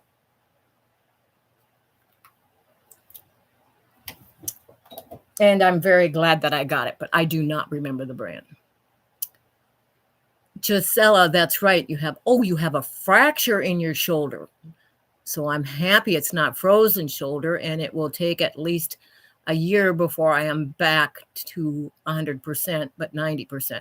We'll never be at 100%. Okay, that's okay. It's still going to be very, very, very painful for a while, Gisela, but that is great to hear that it's not frozen shoulder. I have had that.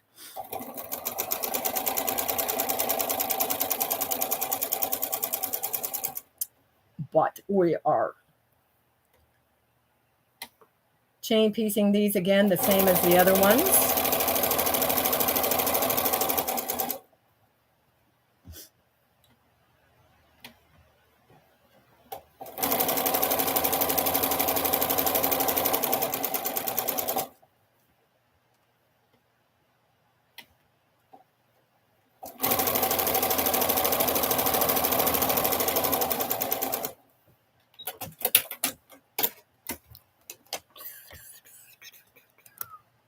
sits on top of my table. It doesn't nest down in the table from Joann's Fabric. So it is a little high for me. Yes, that would make a difference. I understand that, Tracy. Prayers for Gisela and hugs, yes, for both Gisela. Polly also, that's been having a hard time. And Susan from Sewing Sensations, Shady Susan. And Sarah needs to go. Maybe I'll catch you later yet. Okay, Sarah, take care. Thank you. If we don't see you later, have a great day. I'm sure I'll see you someplace later today before it's over. And I'm going to press these, which I said both are the dark side. So at this point right now, it does not make a difference on these.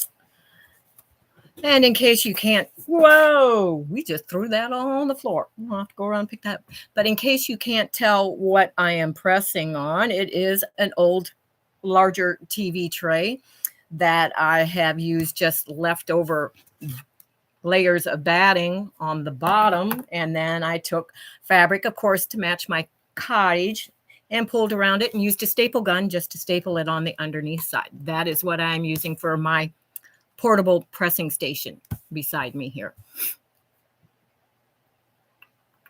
Everyone's saying goodbye to Sarah. And yes, prayers for everyone that is having issues. And right underneath here, that fits nicely on top of it when I need to have more area for sewing here, but I have my Omni grid that is a combination, cutting mat and pressing station, but I fold it over when I need to have larger cutting area when I'm doing stuff and can set that right on top of there. To cut, do not set it this way, folded and press, because it will, if you do that, warp your cutting board underneath. So don't ever do that. If you're going to do that, make sure the cutting board part is not underneath the pressing part when you use the pressing part of that, if you don't have room to lay it all the way out. But that just slides right underneath here. Very handy when I need that when I'm doing stuff on camera. But again, I'm just checking to make sure that these come out at the 3.5, and they do. So once again, all I have is that one little tip to trim off. So I'm not even going to bother and measure the others because I cut them all identical, sold them identical. So I'm just cutting the little tip. But I do, and I'm sorry, I didn't put that down again, did I? I am sorry. I'll put it down this time. I'm laying my square up ruler with the diagonal right on the diagonal there and the 3.5 lined up. Oops, get it to the 3.5. Can tell right away when it's like, oh, my block's too small. But I'm lining that up and it comes out correctly. So all there is that little tip there to go off. And because I measured and they're all sewn the same, that's why I said I didn't need to measure and do that on each one. I just take and quickly cut that little dog ear off. But that's all the trimming that was needed on that. I'm sorry. Almost forgot to put that down there again. Yes, which that's just what I showed on the squaring. Used the little squaring ruler for that. I always square my blocks, all of my blocks. And Sheila is going. She's got to bring her teenagers to a party. Have a lovely day, everyone. You too. Enjoy, and thank you for stopping in, Sheila. Jane, you make things too tempting for me. I wasn't going to do the crochet stitch of the week, but I grabbed a skein of yarn and a crochet hook, and I'm going to do baby size, so I'm ready for next week. Okay, awesome, Polly. Awesome. And Tracy, you are more than welcome.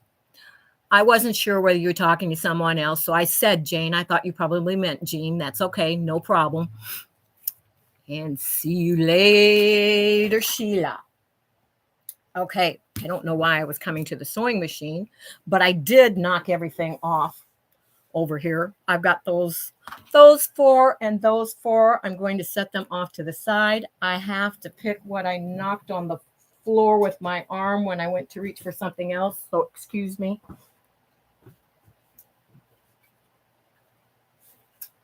The best laid plans don't always work the way we want them to. And I'm going to need my background fabric also again. Those are the only two I should need. Okay. So now we need 4, and because we did the half square triangles by cutting that 3.5 inch strip instead of 3 7/8, of course, I already have my 3.5 inch strip left over from the half square triangles to cut my, and we need a ruler for that.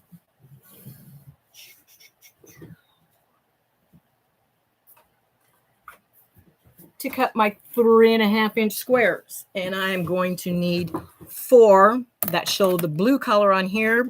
My green is my blue, so I'm going to cut 4 3.5 inch squares. And I'm using the Quilter Select ruler for this.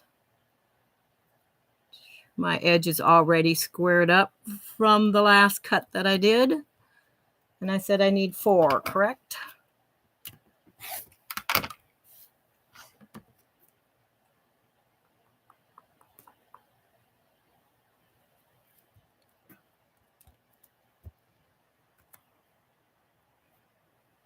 Sorry, that first one might not have been totally in camera.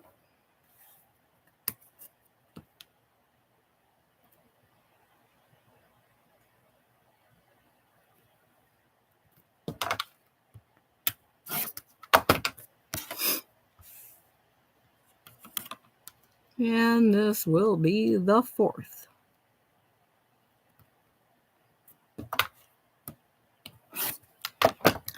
So that's the 4 squares that we need for that. And we are also going to need 4 of our backgrounds. So I am going to cut those also right now.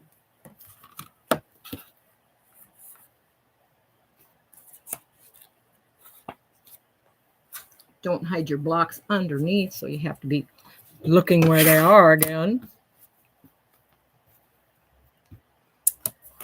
I'm usually very good at multitasking, but sometimes there's a limit to the number of things we can try and do at once and keep everything straight. Reading a chat, cutting, sewing, keeping them over there where you know where your stuff is. A lot of things to keep in order. Oops. And my ruler moved right at the last minute there. Don't want that. We're cutting 4 of these.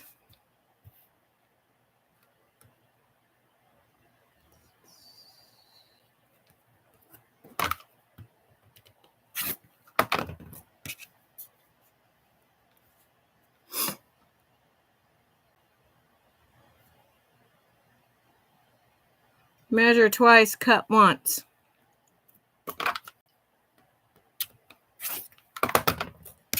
Okay, so we have the rest of the pieces needed for the block.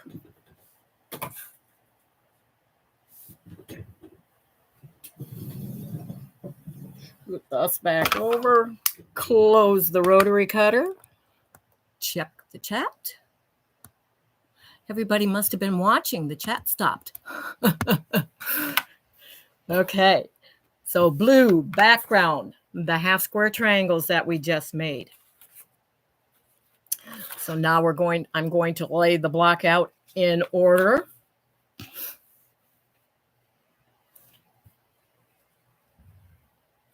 I was just checking to see if I had one of my design boards laid out, but I don't. So I'm going to lay it in front of me here. You won't be able to see that while I'm laying it out, but I will put it there, and we might have to do just a couple rows at a time since I didn't bring that board out. Thank you, Tracy. We'll do 2. Get the right ones here. Blue is green. You have to remember that if you're changing your colors, which one you chose to be the other color, so they're laid in the correct place as you lay your block out. Hello, Dorlyn. Welcome. And I'll show you. It's going to be upside down for you because I'm laying it out so that I can see. I think I might be able to put one more row on here, and then I'll have to sew it before I can add the other. But you'll see how the block is forming the pinwheel there in the middle and the white here. And we've got our 2 blocks in this one and this one for the next, but we're going to, well, I want that one because I am going to chain piece these together. So I need the green one that is down here and this one that is here because, and don't fall off there, I'm going to turn these right over on top of each other and I'm going to chain piece that entire row together.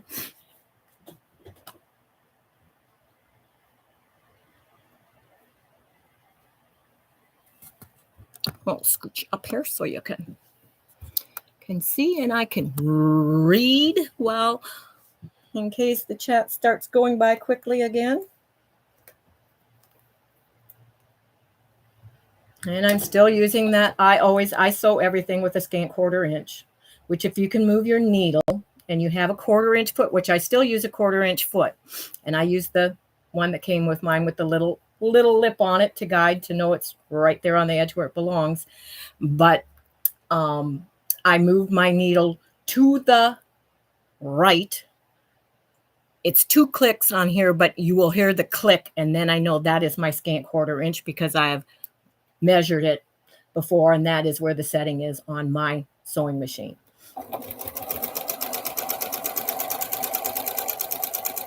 An easy way to find and make sure that your machine is at the 1/4 inch if you're using a 1/4 inch foot or any other foot is to use an index card because the lines on an index card are a 1/4 inch apart.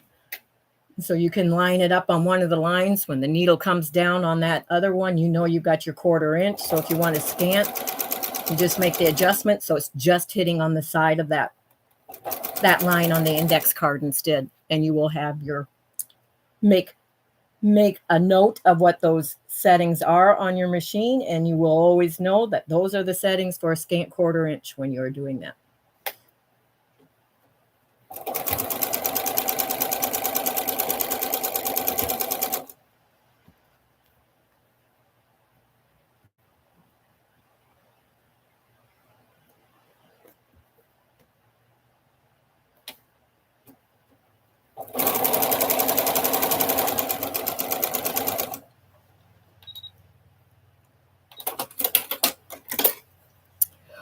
So those are all chain pieced together. And what I am going to do is I'm going to start down here because I know I want this to go to the dark. So I'm going to finger press that one. I'm not cutting my chain apart because I'm going to go ahead and web stitch this. So that one I press that way. So I know I want this one to press the opposite direction. So I'm finger pressing that one the other way so that we will nest together when I go to sew that. So all I have to do is turn these and just alternate the way that I'm finger pressing the seam. So they're all going to nest together when I go to sew all those together. But now I'm just going to leave this right here. I'm picking up these from the next here, and I know that we're at 1, 2. We're at this one is going to go right here on this one. I'm just going to lay it to the side so I can pick it up correctly when I bring it over here. But now I'm just picking these up, bringing them over, and laying right on top to sew the next section of this. This one goes right here. And because I don't want them to fall off, I'm not lining these up. I'm just sticking a pin through because some of these are going to dangle down on the end, and I don't want to lose them off the edge here. You see that went down here to get back up to here to start. So now I'm just going to chain piece all of these again.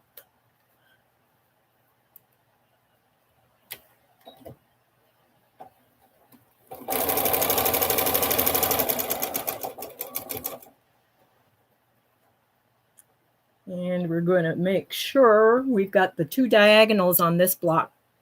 And I'm just making sure that those are butting together right down here.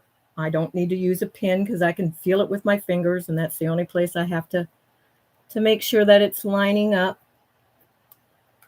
And I'm not moving my finger.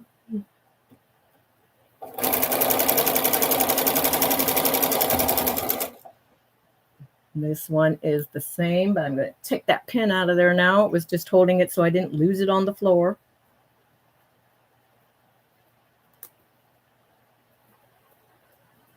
And I can feel that.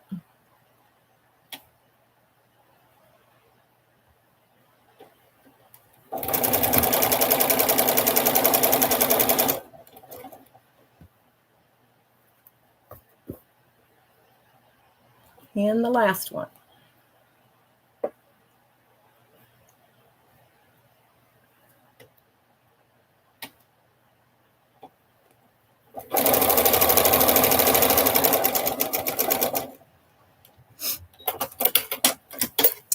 So now I'm going to do the same thing. And I am going to go the same direction, which I'll start down at the bottom. But I'm going to sew these rows the same direction. So I'm pressing that one the same way that I did that. And this one's going to go the opposite.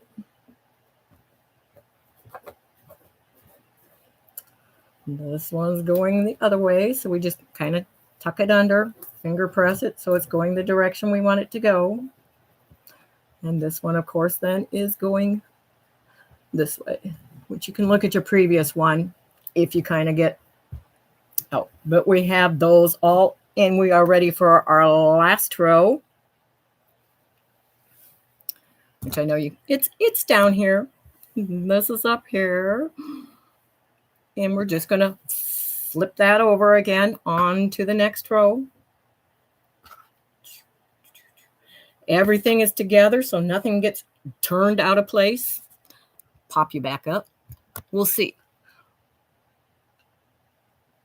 Index card, easy, yes. And Stara says, question for all. Do you press binding strips in half before sewing on binding, or just fold as you go and sew? I press mine all in half first. Good question. Yes, always looking for a time saver. I press mine first.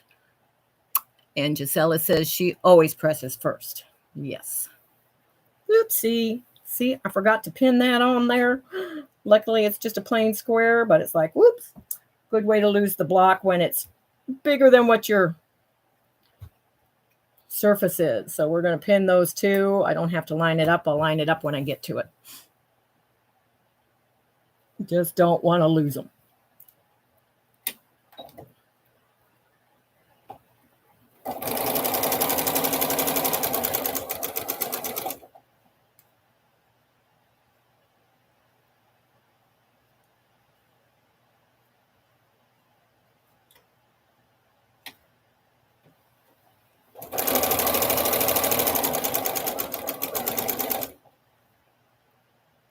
Now I can remove the pin and line it up. Fun because there isn't anything that needs to be matched on that one.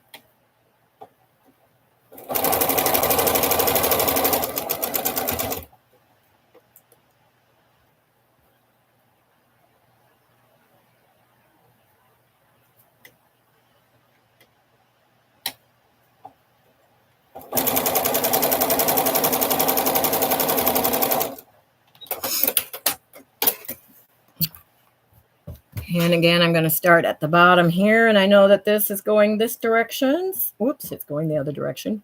I didn't know, did I? It's going the other direction. So I'm finger pressing it.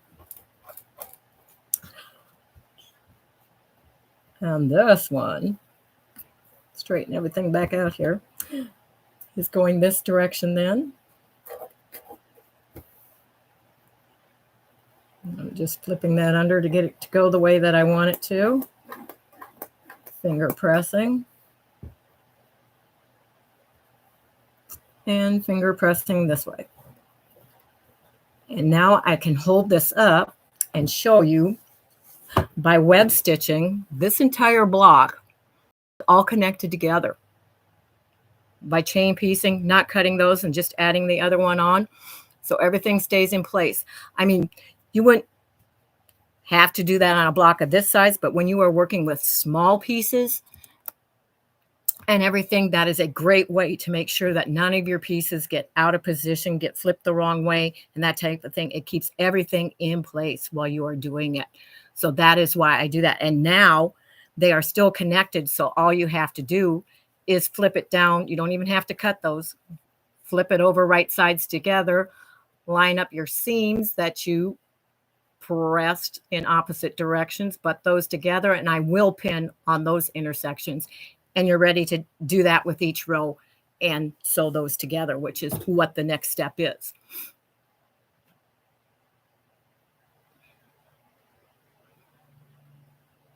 How did you know I needed to see this? It's mental telepathy.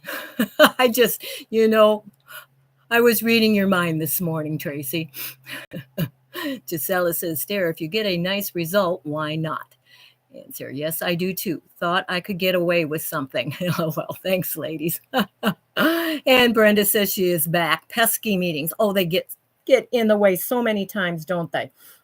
But yeah, so I'm just feeling and butting up the seams on this now. I like to do that when I can. Thanks for sharing this. You are very welcome. I always like to share that method when I use it because it can be a great time saver and a great organizing tip at the same time, because it really, on small, which that little one that I did, the trip around the world with the 3/4 inch squares, I did the entire small block in that method so that after laying them all out, nothing was going to end up in the wrong position. That point is right there. It's making it hard to feel the intersection there. And I use thin pins so it doesn't distort my seam allowance as I pin those. And I'm glad I looked because my needle came unthreaded.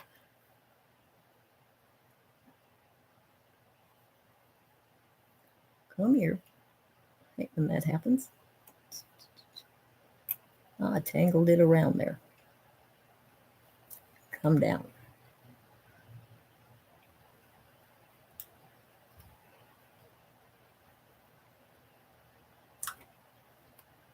Get back under there. Okay, now we're ready. And I wouldn't normally be pressing my seams with a small iron, but that's what I've got. So yes, it's a quick, easy block. Even with the pinwheel, excuse me, even with the pinwheel in the center.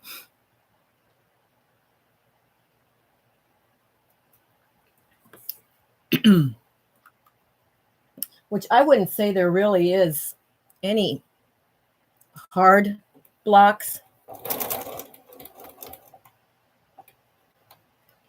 in this quilt. Some may have a few more pieces than the others, and you have to pay a little closer attention, but you're not really going to come across a hard block. You are going to have to cut some 1.5 inch squares, but it's going to be well, it'll actually be strips, and then you'll be cutting sections because we'll be strip piecing those with the ones that go next to it. So even those aren't going to be as hard as if you were having to cut them individually. But those are used in the one block that has the small squares in the middle, and then also in the chain blocks if you decide that you are going to set it the same way that I set the one.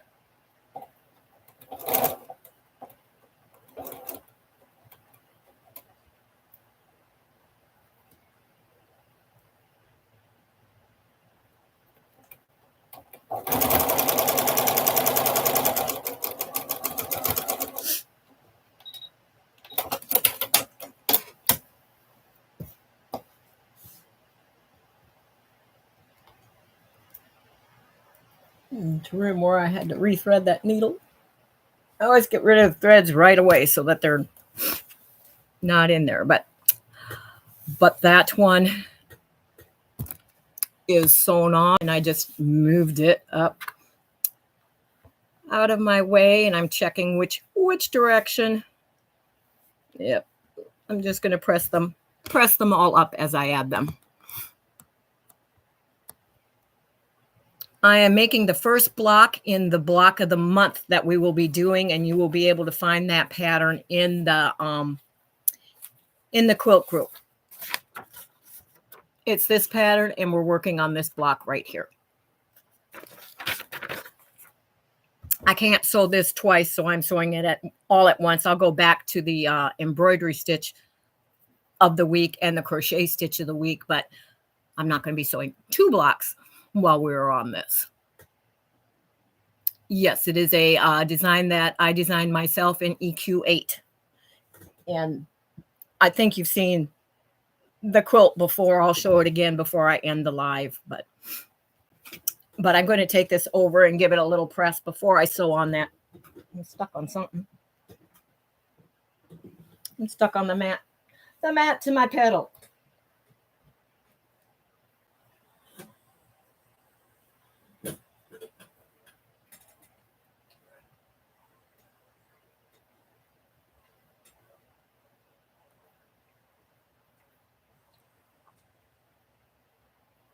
That's not the final press. I'm just pressing so I know where I am and what I'm doing before I go on. Okay, and of course our pinwheel here is our important intersection,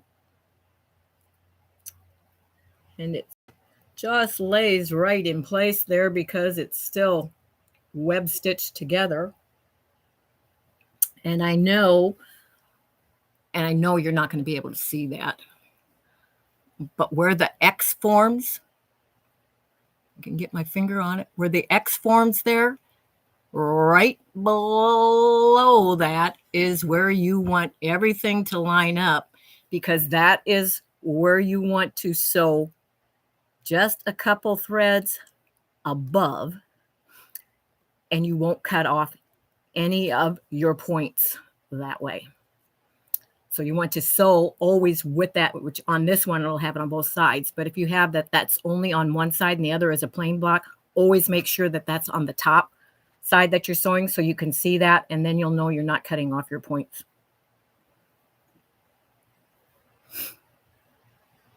Yes, I'm sewing it with Christmas fabrics right now. Thank you, Tracy.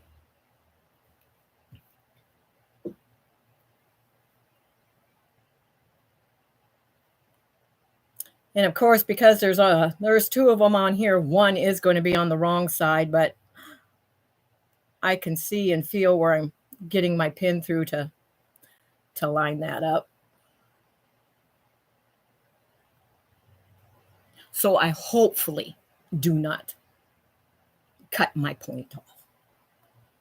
No fun to cut your points off. We like to see them.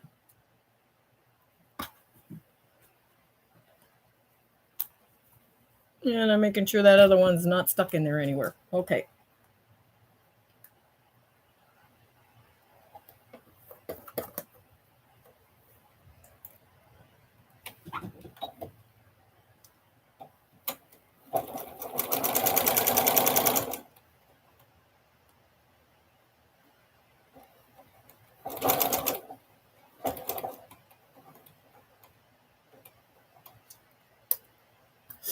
I sew right up to a thread or two before my pin before I remove it.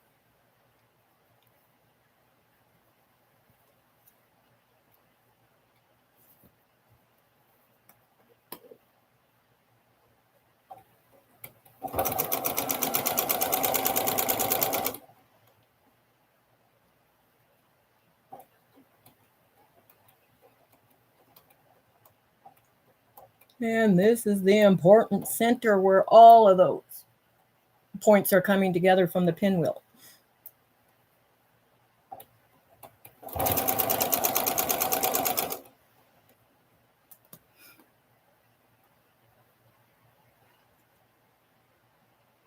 When you see me flip this up, I'm just making sure that that underneath seam allowance did not get turned and caught before I sew it. Don't want it to be going the wrong direction.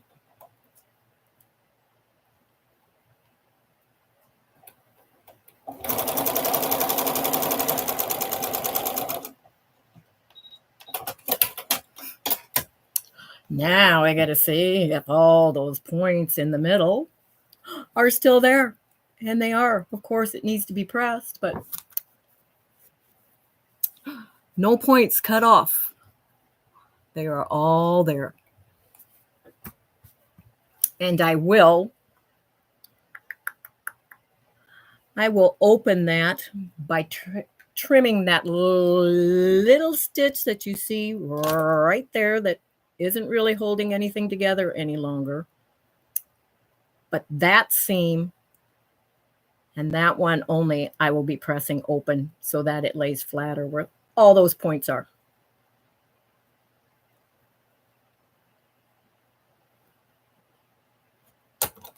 And of course have to do it on those other two also. So it will open up. And I missed it. Where are you? There, got it. And that one. So when I go over to press this one, I will be pressing this seam open. And I would be using my clapper if I had remembered to bring it over here.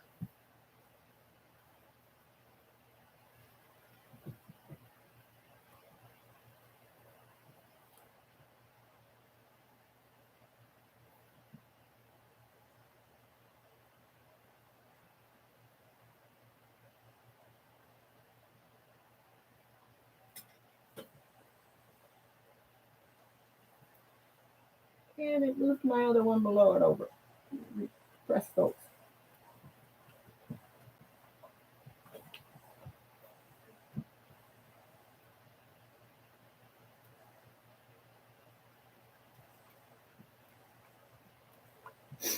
Okay. And now you should be able to see that better with it pressed. So now we just had the final bottom row to sew on.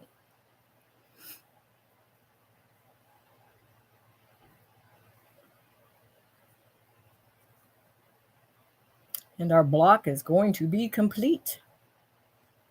Oops. Stick a pin in it, Jean.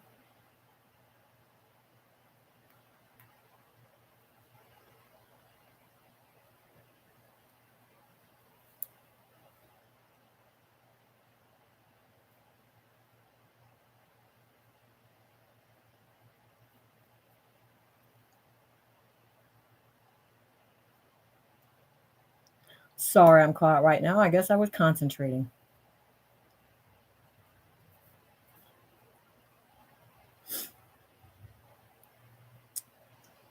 But I hope you're enjoying seeing how I do sew the block together. Hopefully, I will have time to sew all the blocks. And this is only a block of the month, so it'll be a next month before we do the next block. You'll have time to get your fabrics together and everything if you are doing this along with us. You won't receive the next block of the month. You'll have, the pattern that shows the quilt top, but you won't receive the instructions for the next block until the Friday that we do that block. That file won't be in until right before, and it'll be in the Facebook group, but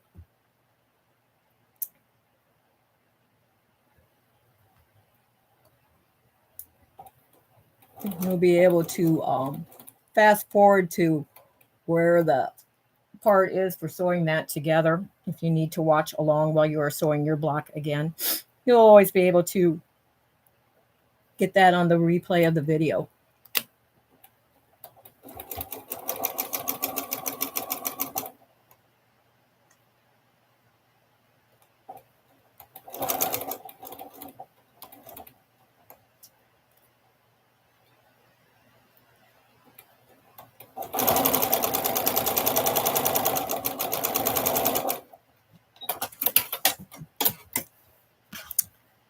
Okay, and I believe I was pressing up.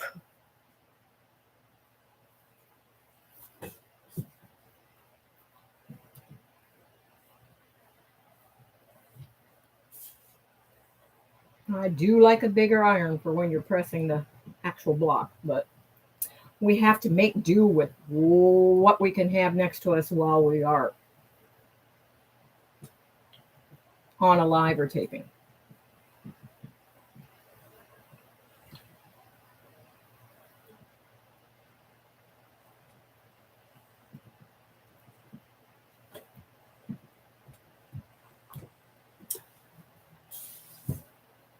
And there.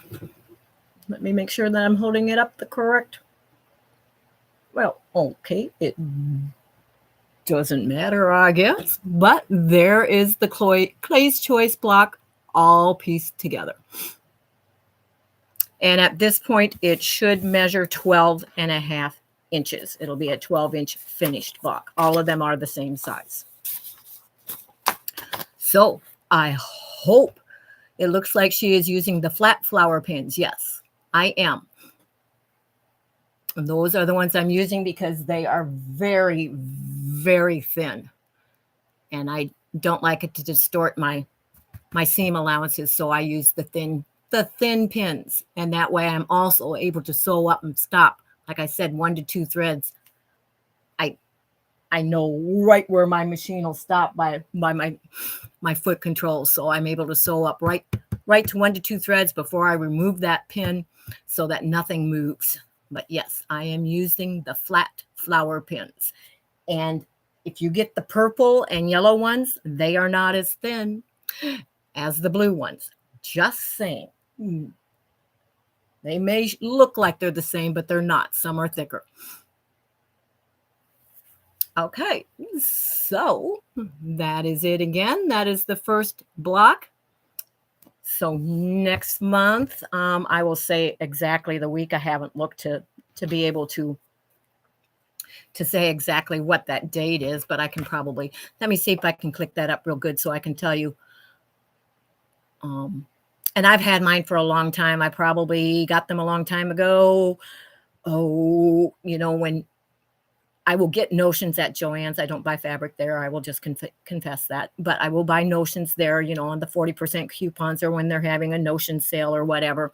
And I'm sure I've had those pins for 10 to 15 years.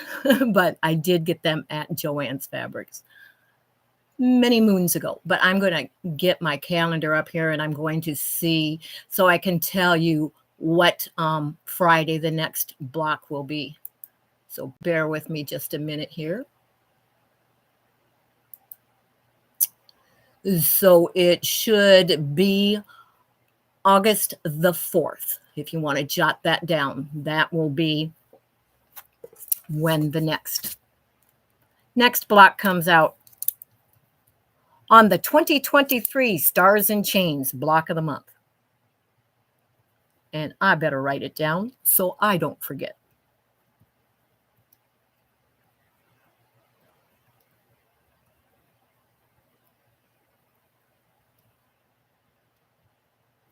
Okay. I have my note as well. And it will help to get that calendar back out of my way. Okay.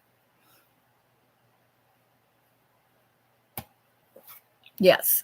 Some of them, like I said, you got to watch, because some of them, and I take those out when I get them, the yellow and purple ones tend to be thicker than the pink and yellow or the blue ones. And the butterfly head ones that are also called flat are a little thicker. They're still thin, but it's the purple and yellow ones that are thicker that is not my preference. Doesn't mean you can't use them, just not my preference. Okay, Gisela. I have one of the automatic ones that it may not be instantaneously, but it checks the answer to the questions, and if you have answered them and everything looks good, they automatically let you into the Facebook group. So just make sure you also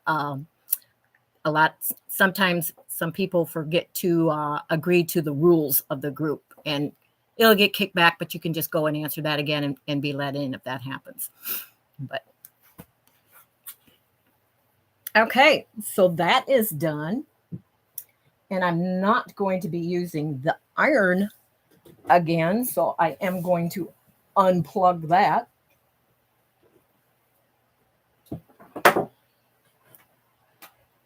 And we did that rather quickly too, didn't we?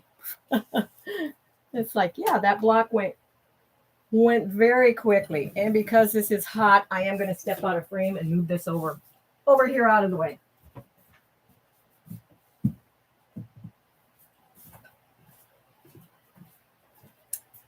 And bring this back down.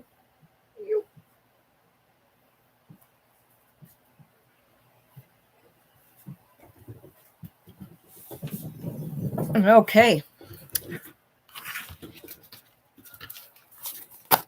So did everyone like the format in the way that I showed the block of the month and sewing the block of the month right here as a demonstration for you? Let me know if that worked out well, or if there was anything you'd like to see differently on the way that I did that. Your comments would be appreciated, so I know I'm doing it in a way that helps you all to see that. Thank you, Gisela. Thumbs up. Thank you very much, Tracy. Thank you. I have taught for several years, so it's like, and in group situation and some individual one-on-one.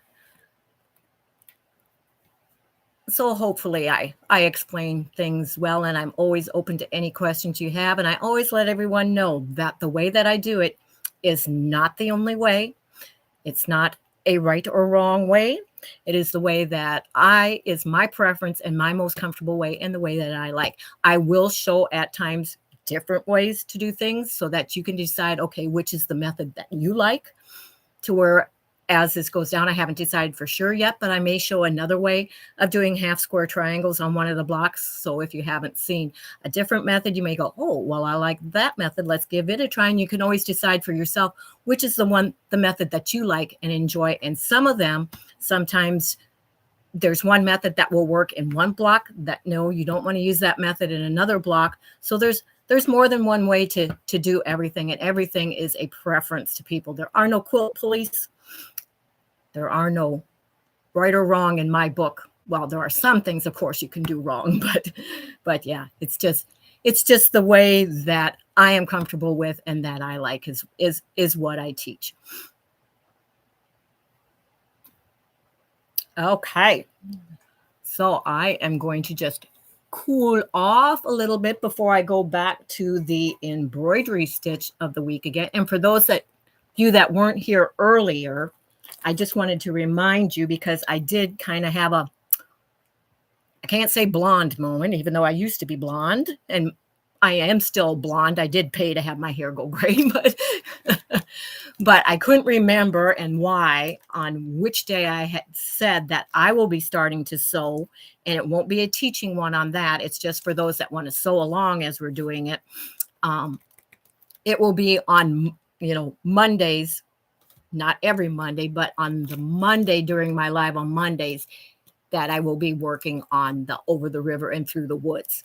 And that, I mean, if I can answer some questions, I will, but it is not a teaching instructional sew along on that.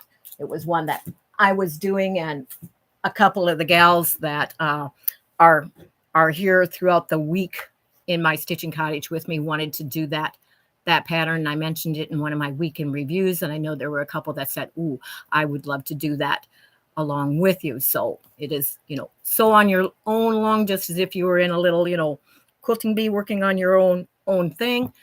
If I can help, with some questions in that, I will, but it's not going to be a teaching one per se. So just so we have that right. Thank you, Kathy. Thank you. Thank you. But I am going to, again, for those that came on later, I'm going to go back to the embroidery stitch of the week. And I still have one more line on there that I can do that stitch again for those of you that may be doing that and weren't on here in the beginning when I was showing that. But we'll read the rest of these. Ginger, because I'm sure I ruined that last name, but we'll just say Ginger. What color thread will you be using on Over the River and Through the Woods? I am using, my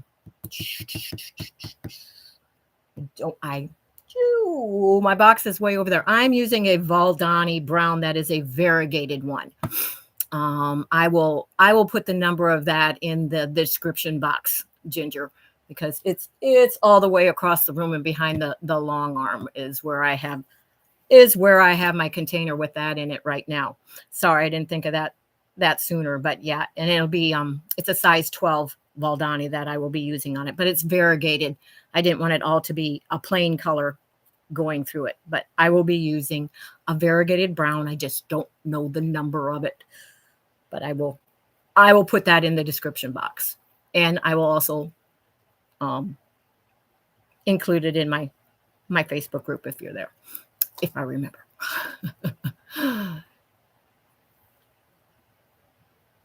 And Stare says, easy to follow, like seeing the use of that ruler. I do mine differently. Hard to teach an old dog new tricks. Haha, right? Well, I do mine different ways too. That's not the only way I do it. So nothing wrong with that. And Mama Harden is back. Thank you for my pattern. I am ready to go shopping, but I have to finish my cross-stitch butterflies for cancer patients. Okay, yeah, you won the Over the River and Through the Woods, I believe, pattern in the giveaway in celebration of my reaching the 500 subscribers. So I'm glad to hear that you did receive that, Mama Harden.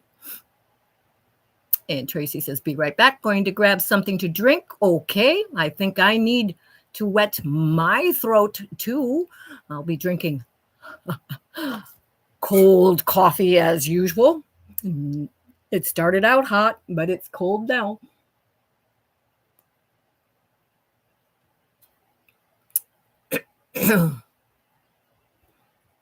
Okay.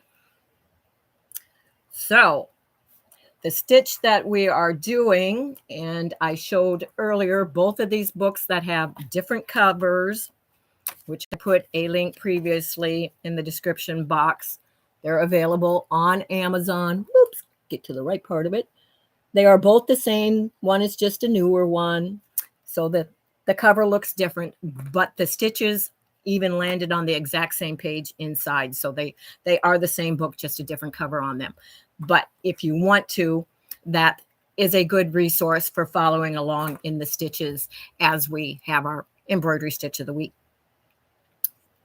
And I'm not able, because of my limited camera angles, to do a really good close-up of this, but this is just not meant to be a teaching one. It is for those that like to do embroidery, and it's just a stitch along of knowing, okay, that's what stitch I'm going to use this week on This can end up as a book when it is done, or you can put it to, put them together, because there's another page to it that will go on it, and you can make a cover, have a nice little decorative book of sampler embroidery stitches when it is done.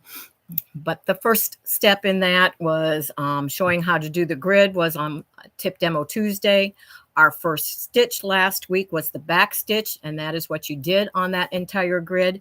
And now our first stitch that we are doing in the first box is the stem stitch.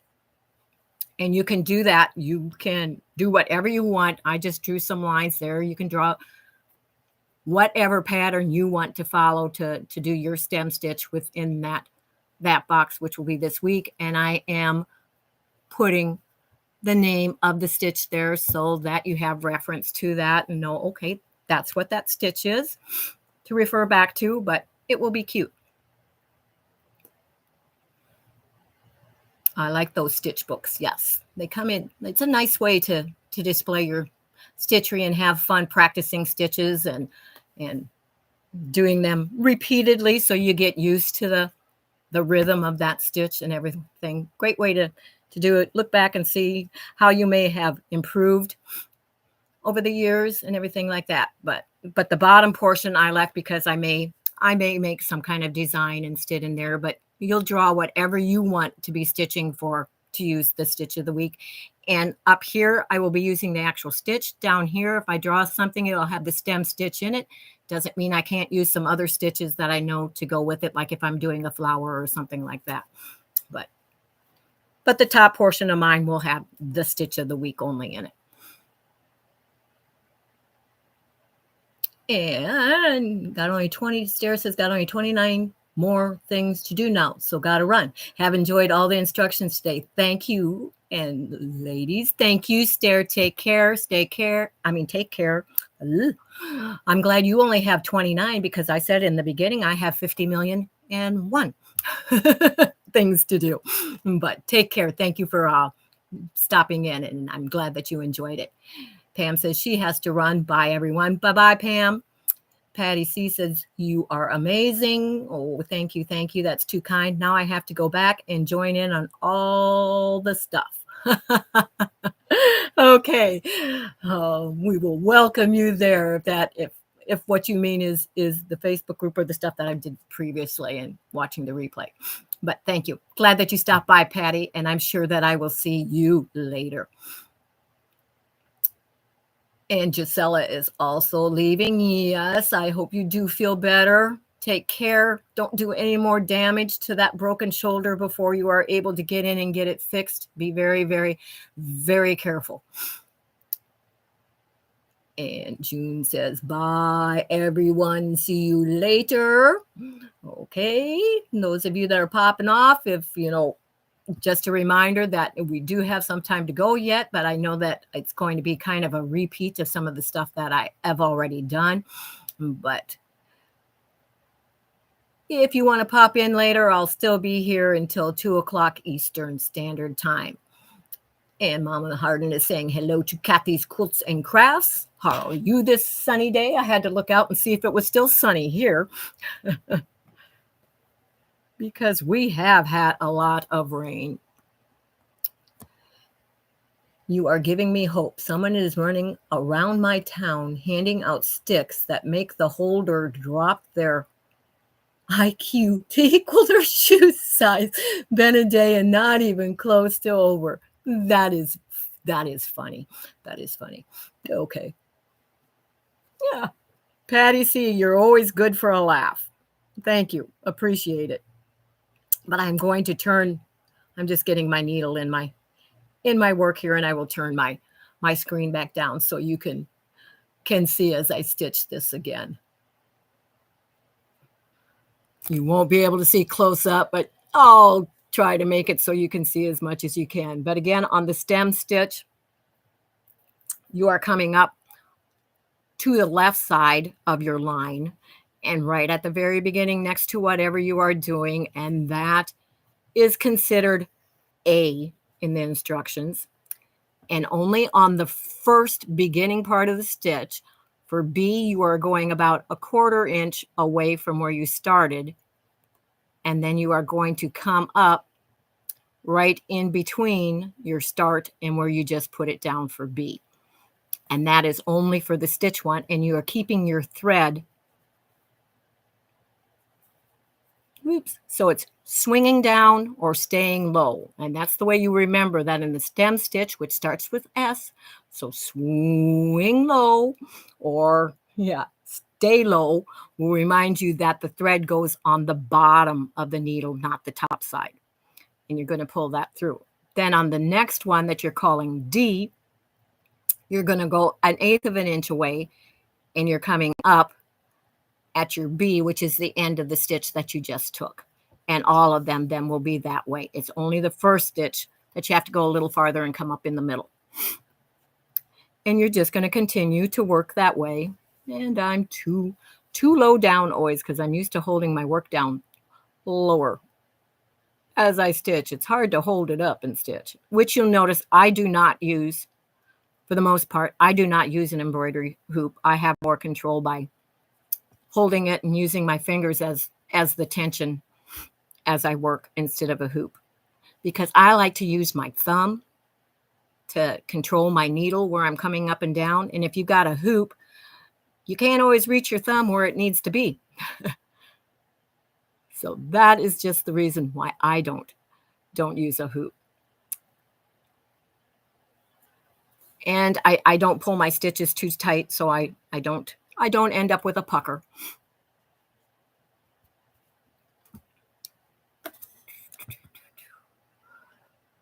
And Patty C says, anytime, Tracy, truly, I'm holding my head with both hands and just can't believe some of the first-year questions I'm getting from super experienced people. That is called getting back to the basics. Yes. And Mama says, I'm in Pilot Mountain, North Carolina, and it is very pretty today. I bet it is. North Carolina is a beautiful, beautiful state. But I will keep flipping back and down. I can't see the chat when I've got it down this way, but now it looks like I may have that, so I can hold it the way I'm used to holding it and continue my stitch, which I caught a little thread there that I'll have to pick out later, but I'm going about 1/8 of an inch away and just coming up, when you do it right, in the hole of the last stitch that I did, and keeping my thread.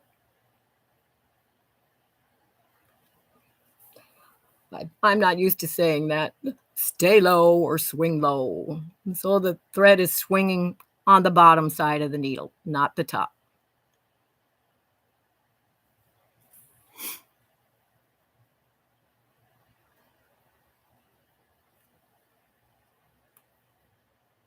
And you can adjust the length of your stitch. If you are working on really small things, you can do this stitch smaller. You can do it a little larger if you need to, but oops. As I poke my thumb with my needle.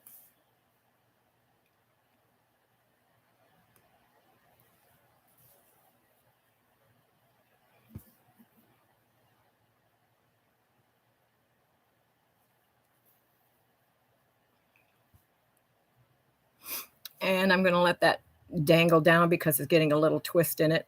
I don't want to get my thread knotted. Which on this I'm using size 8 VALDANI, and it is color H202, and it is a variegated green. And I'm using a size 7 embroidery needle. And no, I can't thread it without a needle threader.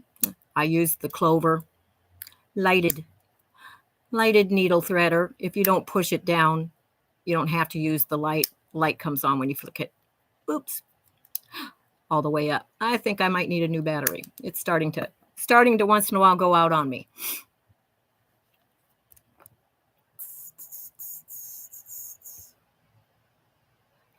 It's called cutting off the blood flow to your brain. Just crazy. Oh, no.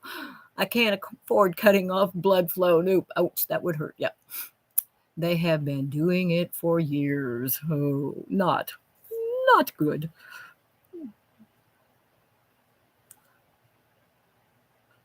Okay, I may not have caught exactly what you were saying earlier. I might have mistaken that for something else, Patty. I may have misunderstood what you are exactly talking to there. But I'm about, sorry, I forgot to lower it back down. But I am about to my end, and that's where you kind of have to adjust and know, okay, how many stitches you still have, and you might have to make one a little bigger so that it comes out to end right when you're ending, which is okay. There's no embroidery stitch police either. On the last one, you're just going to go down. You're not going to come back up like you normally would in that last one, because of course you have to end off on the back side. And you're just going to turn it over. Don't go through the stitch that you just did or you will remove it. I go to the second one back, take my needle under it and go all the way through, and then I go under it again. And try not to have your loop too tangled, or you could end up with a knot within your knot. If that made any sense. But then you just go through your loop, and I go through twice to make sure I've got a good knot on it. Pull it down and cut it off, which I moved my scissors over here. Okay. And cut that off. And I'll hold that up so you can see that again, but that is the stem stitch. And I have worked 4 lines of that. Well, 3 lines. I had the first one done to show, but. And I will probably backstitch my, where I wrote stem stitch. Those will probably be backstitched in the black, the same that I did the grid in, so it stands out. But you can do whatever you want. Like I said, that's just what I did. You can draw whatever you want that you're going to use for practicing your stitches on yours. What are my threads on thread wax? I don't use it when I'm using VALDANI threads, but I do use it when I am hand quilting and that type of thing, and doing needle turn applique, any type of embroidery. I do have the thread wax, which I will show you. I actually have one that is made with real beeswax from Granny's Legacy. They're located in Minnesota. They are a great resource for hand work stuff and that, because I have it on a I have a magnet on the bottom. There's a magnet on my lap app that I use, but yep, this is the conditioner, and I just run my thread through that. And yes, it does help with knotting on your threads. Like I say, I don't use it when I'm using floss or pearl cotton, but I do use it when I am hand quilting or doing needle turn applique. So those are my thoughts on that. It does make a difference. It does help. And Brenda says she is still here. Thank you.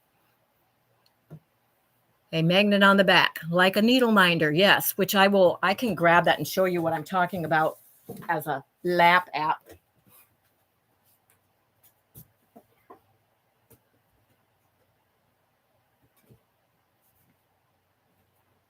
Which this is my lap app, and I'll turn it around so that you can see it. It's got the adjustments over here that you can move this in a different way. You can move it to the level that is neat for you. This is an additional, it's a little light that turns on, that helps. But it has a little magnet over here for your needles.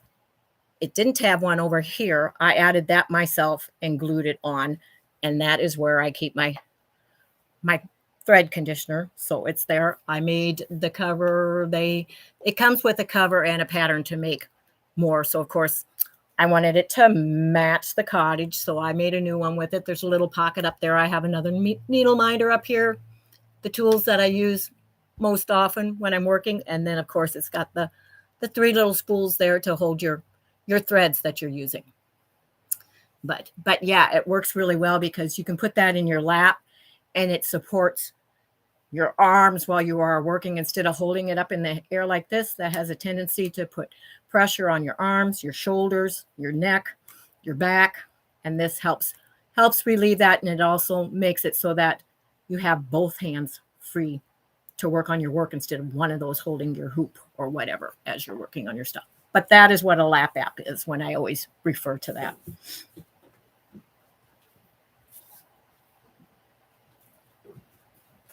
Which if I wasn't sitting here doing this on a live, I would be using that in a chair as I sit and work on my hand needlework. Yes. I actually got that from Granny's Legacy also. And I didn't show, this is another little thing, because I do a lot of wool applique. So you may not have noticed. Whoa, okay, we dropped my stuff. The magnet's strong, but not strong enough to put it upside down with that on there. It's a little heavy. But this is a wool pressing mat that is attached to the bottom. So if I have to press something, you can adjust that. Just turn it over. Do your little pressing with that same little iron that I did. But I also use a thing called pressing affair over the top. I never press right on my wool when I'm doing wool applique. But so you can use it both ways. Very portable and nice that way.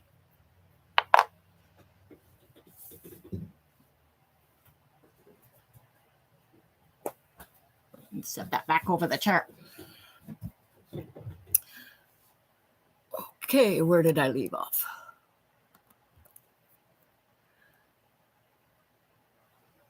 Pretty dress you have on today, Jean. Thank you, Teresa Louise, and welcome, welcome. I didn't see you earlier.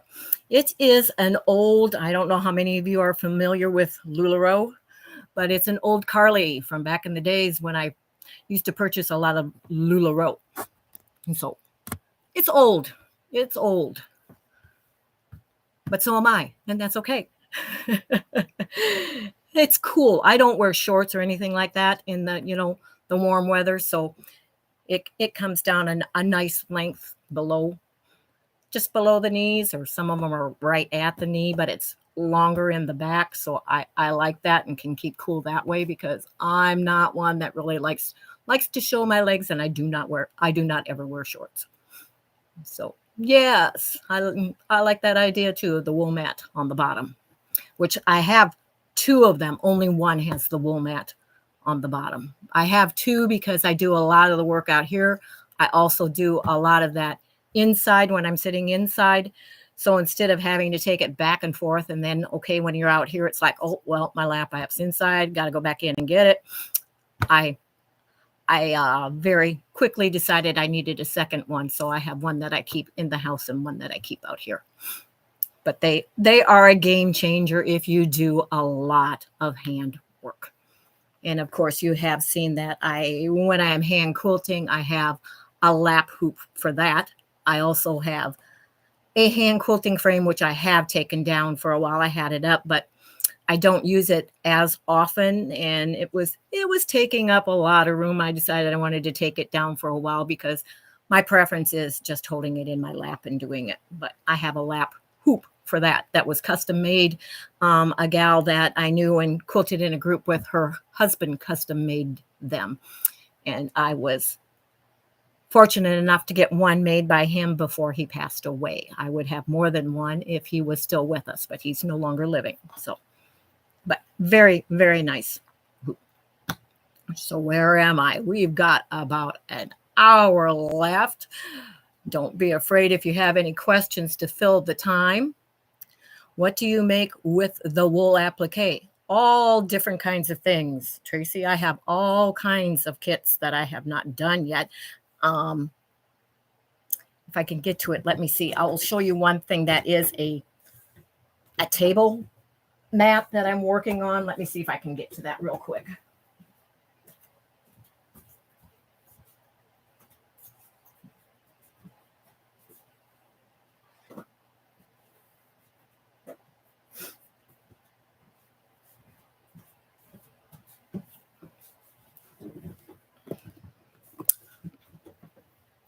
I was able to go right to it. That's what I like about organization. And this is a cute little box. You know, I'll get these at Granny's Legacy. But this was a class that they had online, and you will see that to protect them until they're ready to go, there's still the little fusible on the back of these. But these are hexagons, and each one has different wool applique on that, and they will be joined together, and it forms a mat with a middle in it. It has the outer edge are the hexagons. It's really pretty. I don't have the pattern handy to show you what the finished product of that is, but oh, okay, Teresa, thank you. Thank you. Sorry I missed. But this is one of them. So you're learning different stitches also in wool applique. And I don't know if you can see, but there's actually beading on the center of this poinsettia, and there is little red beads in between every one of these tiny little circles on that. But that is one, and this is another one. And it also has tiny little beads going all the way around that feather stitching, I believe that is, and it has beads embellishment on there as well. And this one, let me try and get that in the right light, which I'm looking. It also, you can't see them, but it has dark little beads in the bows that are stitched on there. This one must have been an early one. It's a little plain compared to the others, and it has the clear beads going around it. So it's incorporating the applique, the wool, and the embellishing with beading. And there is another one. I forget how many there are. I don't have them all completed yet. Still working on them, and then this is another one. And those are the ones I have completed. But then there are other kits that I have. I have a wool block of the month that all has to do with dogs, different dogs, and I think some are in dog houses and whatever, but little scenes, all kinds of things. I have Christmas ornaments that I have to do. I have a lot of, if you're familiar with Buttermilk Basin, a lot of their patterns. But yeah, there's a lot that can be done in the wool applique, and I have a lot in my UFO inventory. So pretty. I love it. I have been wondering about wool applique. Cute beads. I really like the beads. Yes, I do too. I do not like the needle that you have to try and thread for that beading, because it's not, if you're familiar with doing beading and that long beading needle that you do in jewelry making and stuff, it's not the same kind of needle at all. So it's a more like a, cruller embroidery needle, but longer, but it has a very, very, very, very tiny hole that, if you're trying to use one of these wire end ones to try and get that through the eye of the needle is sometimes almost an impossibility. So yeah, I wish it could be done with those other type of beading needles that are easier to get thread through, but it's not done with that type, which I don't have it laying there, or I'd show you one. But I'm just taking a break here before I go on to the crochet stitch of the week again. So just chatting a little bit. It's gotten a little warm in here. I can tell that the temperature has raised outside because I have not, it doesn't tell me the temperature. It used to tell me the temperature on here. It says it's 79, but it feels warmer than that in here right now. But that's because I haven't turned the air conditioning on in here yet. I only have the fan on low. So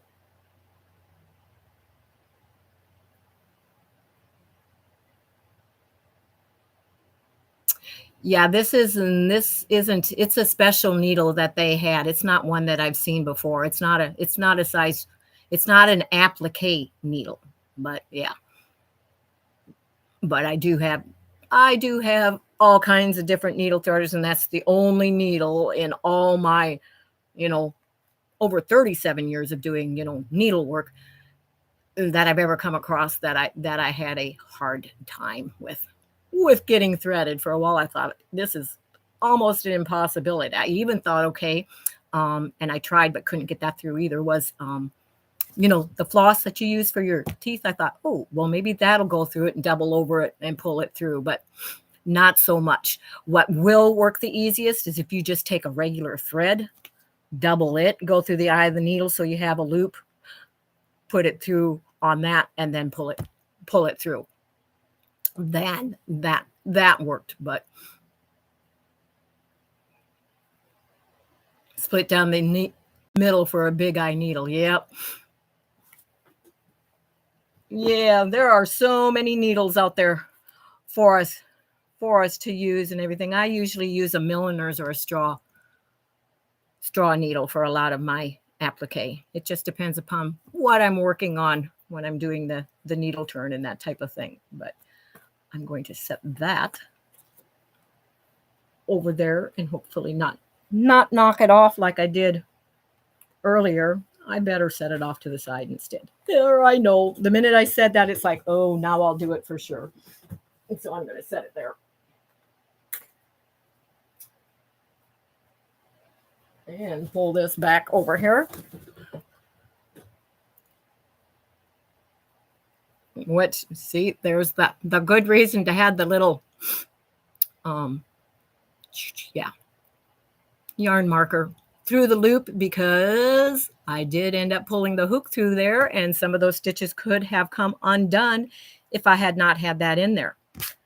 This other end of this yarn is coming out and it's in the way. Yes, way back. I did some of their projects also. Tracy, learning applique from Piece of Cake with Becky Goldsmith, and there was one other with her. I can't remember her name, but there was two of them with Piece of Cake. I have some of their books.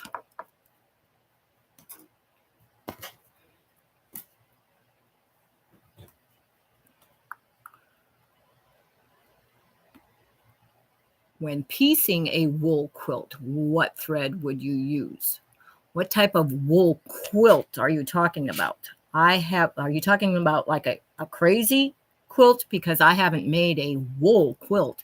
I've made smaller wool items, but never a wool quilt. But it's there.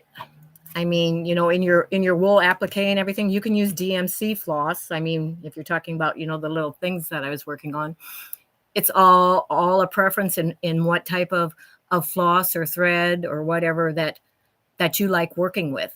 I have found that I will use VALDANI thread in most of mine now. It's not what I used to use. I used to use DMC floss, but now, because I got some things that had the VALDANI in it, that is just my preference, and that is what I use. But I wouldn't call it a quilt. So I'm not sure what you're really asking there.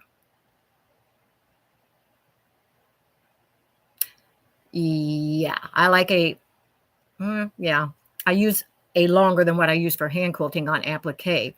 Now on hand quilting, I will say I use an 11 or a 12, which are the shortest ones that you can use, but that's how I have a controlled small stitch. The longer the needle in hand quilting, the harder it is to get a smaller stitch, but that's just in hand quilting. But I totally understand what you're saying there, Teresa, and whatever is comfortable for you as an individual, all of you, that is what you use. And I need to take that marker out. But again, our crochet stitch of the week is a half double crochet. And I have completed one row of that on top of what was last week our single crochet foundation stitch, so now I am at the end. So I'm going to do another row of the half double crochet. So I'm going to chain one and turn my work. And you're not going to skip a stitch or anything when you're doing half double crochet. You're going to go in the very first stitch. Better turn this down a little, so you can see what I'm doing. But for half double crochet, which is abbreviated in any pattern you see, HDC stands for half double crochet. But you are going to yarn over And then you're going to go in your first stitch and make sure you have that V on top, that you're going under both yarns. Oh, and you're going to catch, of course, your yarn, pull through, and then you're going to yarn over and go through all 3 of those loops that were on your hook. You're going yarn over right in your stitch. You should be able to see better there, that V right on top. Make sure you got both of them on top. Don't split through them. Catch your yarn, yarn over, and go through all 3, which I wish you could see on this side. One of the ways of helping your tension and not getting tight or loose, and I just noticed when I'm doing it, because I do see some people, when you yarn over, see, my thumb is always where I'm going in and controlling instead of pulling up or down on stuff. So I'm going in there and I'm catching my yarn. Now when I come up here, my thumb automatically goes up to where those 3 loops are on my hook. So I'm holding them as I yarn over and bring my needle through. Some people will have their hand over here, and that's when you can have a loose tension or a tight tension, or your stitches aren't as consistent. My thumb is always where I am. My thumb and my middle finger are always where the stitch is, and I move it as I go along. So that's one tip I always forget, because when I'm teaching crochet, I see a lot of people that'll have their hand back here, and that doesn't control your tension as well, which it is humid in here right now, and I can feel my yarn sticking to my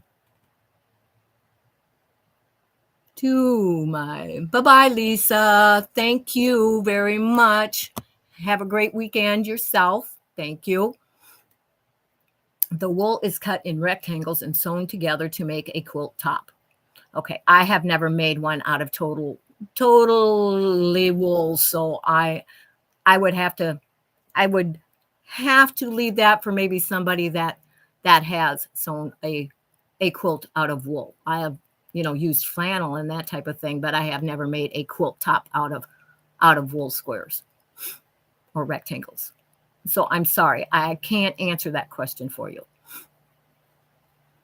I would assume that you're just using a good thread. I mean, cotton thread, whatever you would normally use, but yes, I would say that would make a warm quilt. But if anybody knows the answer to that and you can help her out, drop it in the chat for her. I just can't answer that because I have never made one out of wool. And we'll pop back down for a little while as I try in the humidity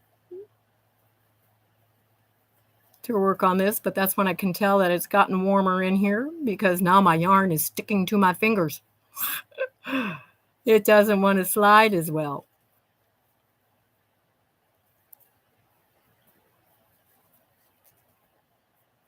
But also down again, it's yarn over in the stitch, pick up the yarn. You got 3 loops on your hook, your yarn over and through all 3 loops.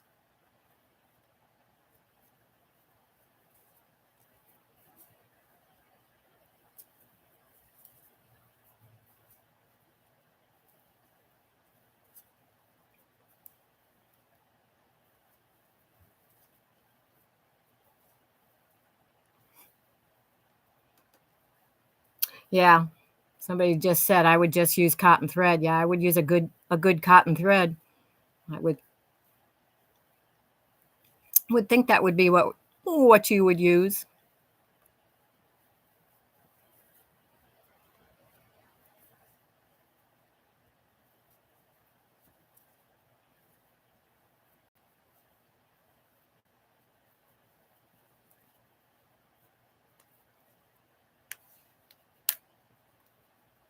I'm going to have to get up and turn the air on, that's for sure, because it is getting just a little too warm in here.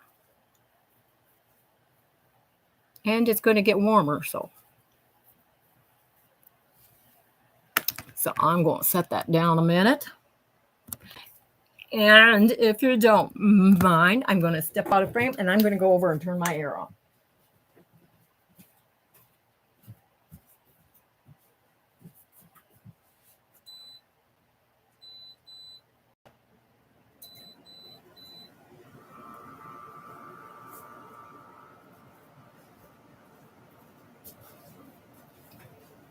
or it is definitely going to get too warm in here.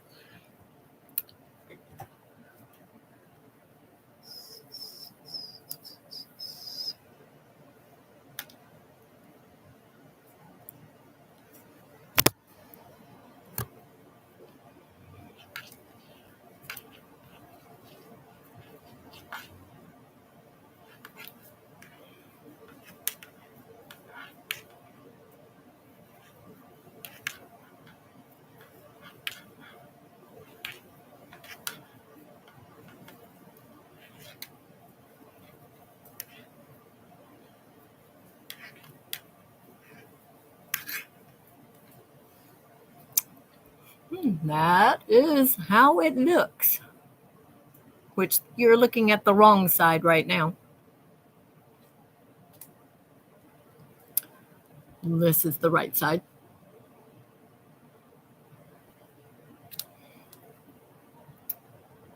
Sandra says her great-grandmother used cotton thread, and the quilt is 68 plus years old now. That's good to know, Sandra. Thank you.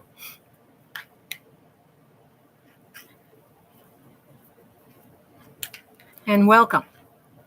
I didn't see you pop in. If you popped in earlier, I'm sorry. The chat at times has been scrolling rather quickly.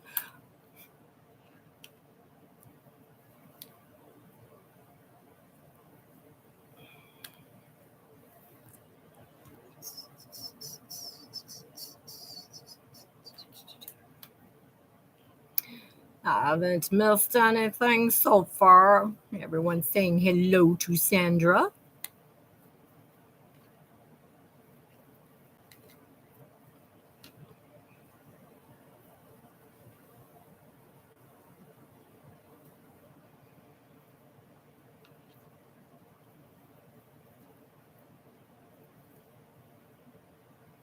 I'm glad this isn't too far along yet. This could be a little warm this time of year to hold in your lap and work on, especially with bulky weight yarn.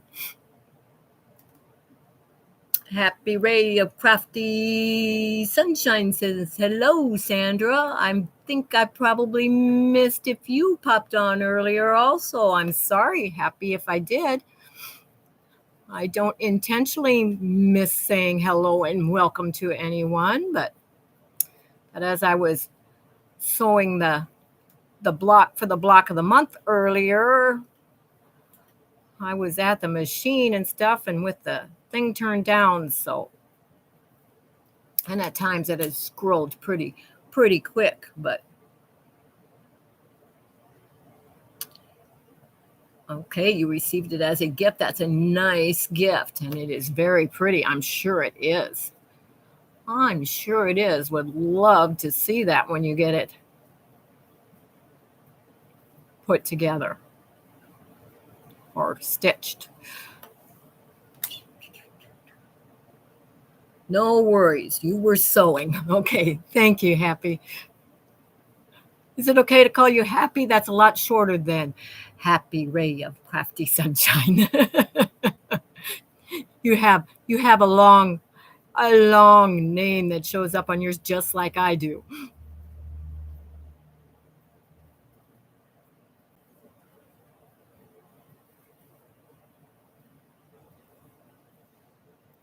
But yeah, I'm using variegated yarn, so of course it's changing the colors on its own, so it's neat to see how the colors are changing throughout this. It will be pretty. I have a little darker purple than what this one is that I'm going to be adding in as well, so that I have enough yarn. Hopefully, I'm just making a smaller, either baby version or wheelchair size or a lap size Afghan, because it will go to charity when I am done with it.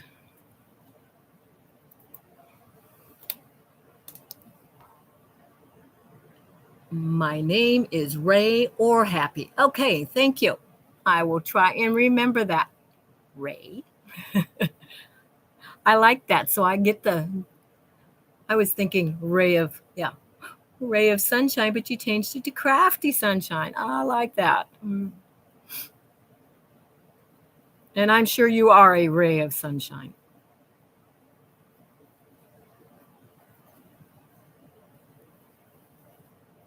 And can make us all happy. Especially since you're crafty. Did I get that all in there? I was just thinking about, okay, all I just said. Oh. Sometimes things enter my mind and come out my mouth before I realize I'm saying them.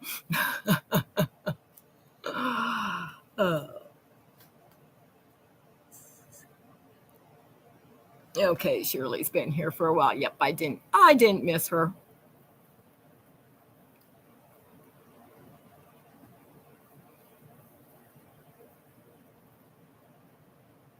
Which I got through things also a little quicker than what I planned today. So we might be off a little sooner than I had planned. We'll see. Play it by ear and see what goes on. I will show the block of the month again for those that have popped on. I'm just not gonna. I won't be sewing another block, but I will hold it up and show it and explain that again, and where you'll be able to find the files and everything. So some may think I'm not a ray of sunshine. Yeah, we all probably have people that think of us time to time when we get in certain moods. We can't be a ray of sunshine and happy all the time, but we try. And Tracy says, you do a great job keeping us interested, Jean. Well, thank you. That's good to know. I try.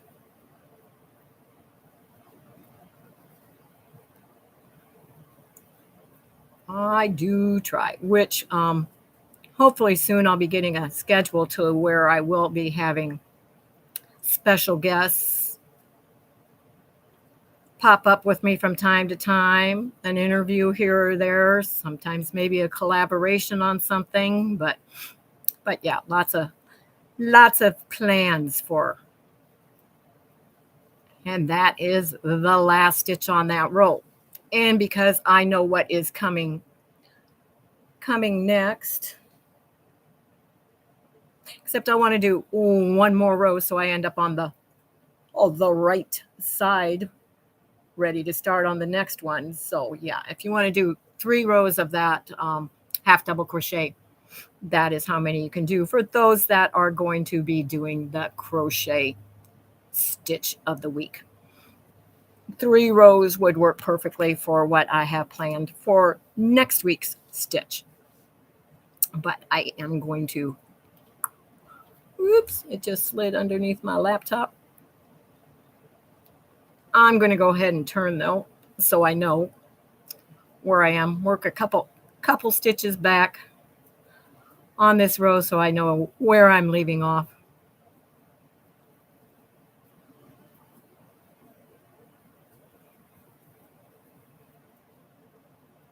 There is no pattern per se for this crochet stitch of the week or the embroidery stitch of the week. It's just off the top of my head as we go.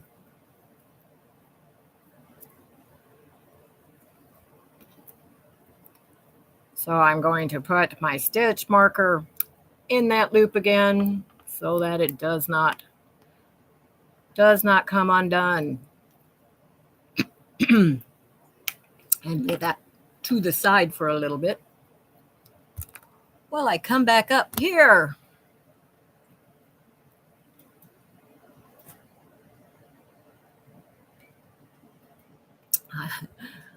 And Kathy says, I have never seen a crochet needle that big. What size is it? Well, the marking is not on it, but I am pretty sure it is an L. It should be a size L, which it's purple, not blue. I know on the screen it looks blue, but it is purple.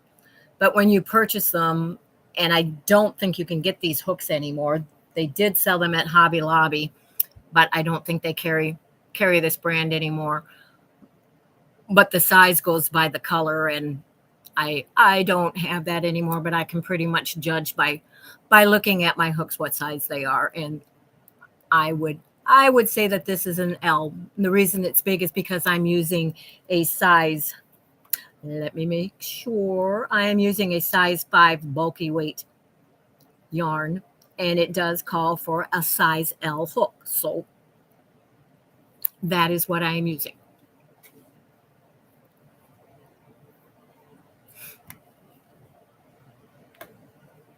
And where was I? Okay, I was going to go over the stuff on the just to show those that may not have seen. I know I will hold the quilt up once again too real quickly, since I have to get up and grab the stuff anyway. And try to move my chair out of the way.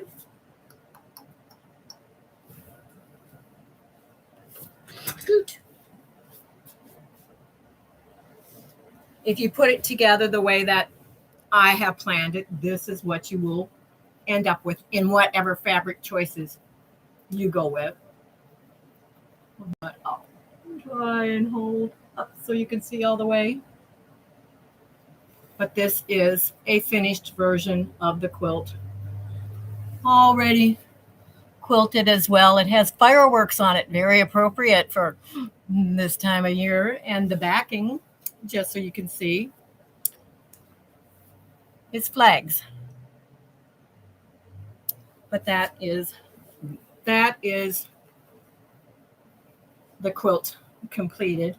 The block that we are doing this month, which is a block of the month, is this block right here, and it's called Clay's Choice.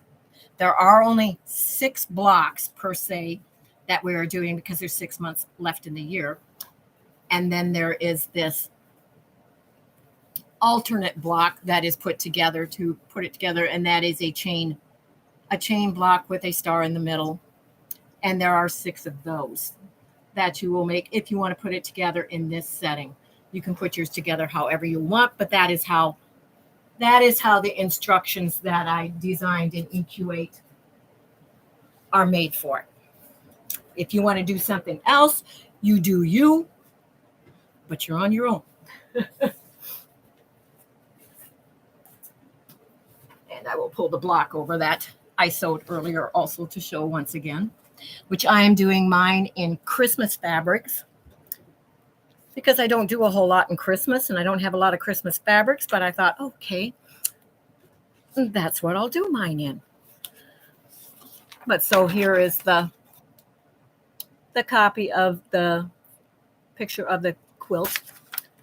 And I am calling it 2023 Stars and Chains Block of the Month. And it will finish out, if you do it the way that this is written, it will finish out in a size 48 by 60. So it's a nice lap size quilt, or hang on the wall, throw quilt, couch quilt, that type of thing. If you do it in baby fabrics, it would make a nice baby size one. But that is, excuse me, when you talk nonstop for almost 4 hours, your throat does get dry up there towards the end. Okay. And because it's designed in EQ8, this is the format that the directions are written. I did show a different way. Instead of cutting 3 7/8 by using a half square triangle ruler, you can cut that at 3 1/2 instead. So all your strips are 3 1/2. But that is the way it is written out. It isn't meant to go step by step. It assumes that you already know how to quilt in piece. So it'll have a diagram. It has what the pieces are in there and what you need to cut. But I will also be going through them and sewing them. Hopefully each one will be able to complete on the first Friday of the month when the new block comes out. But that one is Clay's Choice. And then you will also get, which it only takes 3 fabrics. It gives the amount that you need there. It'll take a background, and it'll take, there can be 2 darks or a medium and a dark, however you want to do it. But in the amount that is for that. If you want to make it scrappy, all you know is you need a total amount of what it calls for there. You can use multiple, whatever your color you're choosing for your red. You can use multiple background if you want, and you can use multiple whatever you choose for your blue. On the quilt behind me, I used two different blues, and I used what I'm referring to as two different reds. The one is the striped one, but I did not use just one in that one. So, but those these sheets at the end of this live, I will put the stuff that needs to go in the description box first that I talked about, and then the files, you will need to be a member of my Facebook group, because the files for all this will be found in the files section in the Facebook group, which that link will be in the description box. And it is not in PDF format because for some reason my printer decided it didn't want to do that anymore. One of the technical difficulties I had. Hopefully before next month I might get that sorted out, but it is in a JPEG, so you can still click on it, it'll pop up, and you can save it or print it however you want. Those were printed from that type of file. So, but that is what it is. We discussed Christmas after you left yesterday. I will let you know tomorrow what we talked about making. I think I was still on there for a while when you were discussing the Christmas, Kathy. I think you were talking, I won't say, I'll let you tell me. I will let you tell me tomorrow if you changed what that was. But okay, thank you for those that are saying very pretty. I don't know. Thank you for the astonishing. That might be stretching a little bit there, Tracy. But yeah, not only did I have issues with the printer not wanting to do it in the PDF format, but I had issues in nothing was working the way it was supposed to in EQ8, which is I have used all the time. And it was like, this is the way I've always done it. All of a sudden, no, it's not doing what it is supposed to do. So yeah, what should have taken about an hour probably took more like about 8 hours, because I worked on it for 5 or 6. And then I ended up having to work on it for a couple hours in the evening also to get it completed. And I will admit, there are 3 of the blocks that would not come out correct at all. And I had to go in and totally draw those in the easy draw thing with the graph and the dots. I had to completely draw those blocks all the way out, which took extra time and everything. So yeah. No problem, Tracy. Thank you, Denise. Thank you, Ray. I'm going to try and remember both ones by saying it sometimes one way, sometimes the other. But thank you very much. But we'll chat a little bit. If there's questions that you had on anything else, let me know. We'll take up a little time just chatting. I don't know if some of you saw in the week in review, which, oops, I tossed my thing over there a little far, the new light box that I got, because I had a regular size one, and working on the large panels that go in for the embroidery work on Over the River and Through the Woods, I decided, boy, that's going to take a lot of centering, moving on the small light box. So since I was getting a new light box, I thought, why not get, the biggest that they make instead of eventually having to get another one. So I was a little surprised when it came, even knowing what size it was, which it's, I forget now, 24.5 by 16.5, I believe. But it was like receiving a small TV box in the mail. So it was a little surprising at first, but I really like it. It's a nice size. If you do a lot of work using a light box, and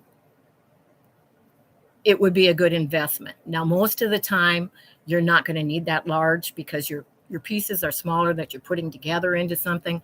So is it an investment I would make just for one quilt? No.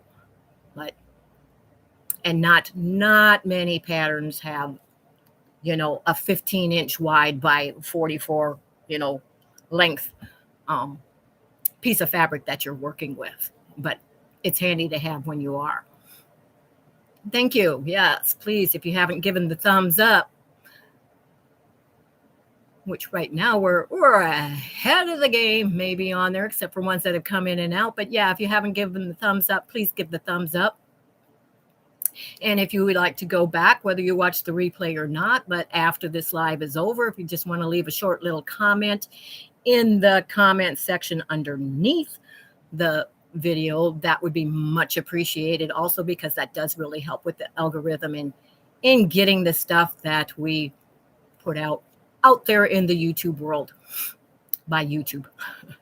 They're funny little algorithms and the little games we play. But and Patty C says, I use my So Steady table with my phone flashlight function. Yeah, that would still only be about the size of what my other light box was. And it's like, yeah, I can show you why I got the bigger one, because these are two of them. There's three of them in it. But we are talking about, something this size to go on the light box. And that's, this is the narrow one. And then there are two.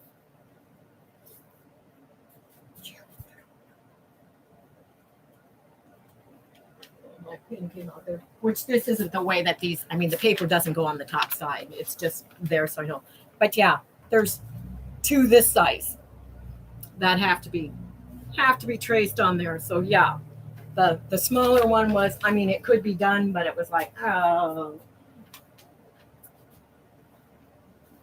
I really stay on there. It was like, no, I really don't feel like having to move that up and down this way and back and forth this way that many times. Yes, I told you in the beginning, Tracy, that I have 50,000,001 projects going. Oh, yeah. Just use the phone, turn on the flashlight. Yep, I have done that. It comes in handy that way. Yep, you can use a window, too, on things if you don't have a light box. So if it's that you are not using one frequently, yeah, adapt, use whatever you have. My very first one, my husband actually made. He got a piece of plexiglass, whatever, and made a little wooden frame and bought one of those, under the kitchen cabinet lights from way back when. Because, yeah, we're talking several years ago. But he made it a little deep, and it was a little bulky to carry around and find a place to put when you weren't using it. But some people have, the glass tops on some of their tables. Those work very well also. So, and Patty C says, best light box I ever had was a glass, which is what I just said. Isn't that funny? Before I read it, patio table and a floodlight out of the garage. Yep, that comes in very handy that way. And then my friend, she actually has an old, who in the world, that just left me. What are those little slanted tables that they draw the plans and stuff up? Like an architect's table, but I know that's not it. But she has one. Is lucky to have an old one of those that she uses. The brighter the light, the better, most definitely. And Kathy says she really likes her light box. It works great. Drafting table. Thank you. That's what it is, Deb. She is lucky to have one of those. So it works out very nicely for her. I don't have the room for one of those, I have to say. Not right now, anyway. I'd have to add an addition onto the cottage. Which, who knows? Maybe someday there may be a little addition onto the cottage. There may be, maybe not an addition, but there may be a covered walkway, enclosed walkway that connects the cottage to my husband's workshop when he is no longer able to use that at all. That may be something in the future that I'm thinking of. I would love to be able to move my long arm out there and have more room to have another desk and area out here. Just a thought that goes through my mind once in a while. We have to watch that, one of those squirrel things. But okay, so does anybody have anything else they would like to discuss, or a topic that we could chat for a while? I'm trying to look and see. I did get the and they are up here. They are all ready to be squared up, which I got the little strip of the next portion of the Long Time Gone. This was the easy strip, only 6 of them in there, but I have 24 of them that have to be put together in diamonds, which these are 2-inch 60-degree triangles. But I have all the rest of them. They just have to be squared up. And then, a nice little stack here. Those tiny little ones that are going to be put together. They will be put together like this. Next. And sewn into rows to where they form diamonds going into a block. But I did manage to get those all pieced late. I mean, I'm talking, it was between 10 and 11 o'clock last night when I managed to get to that and be able to get those pieced so I can go on to the next section of Long Time Gone.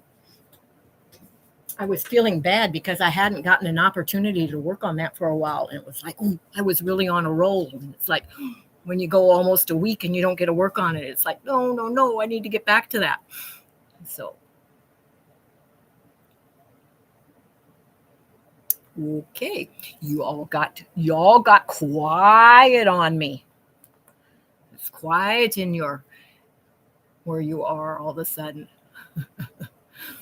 Which, no problems. Like I said, I wonder how dark I get if I turn that off. I'm getting a little eye strain. I'm going to turn that light off for right now. Since I don't need it to do any handwork right now.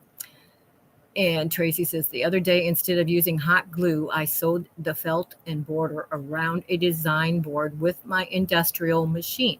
I even sewed clear vinyl on the back to keep it cleaner. That's an awesome idea, Tracy. I like that. I don't have an industrial machine, so I can't do that with my design boards, but I do need to make a couple more of the I believe it's the 14-inch ones that I need a couple more of. I have 3 different sizes that I use, and that seems to be the one that I use the most. And I always have something on them, and it's like, okay, I need another one.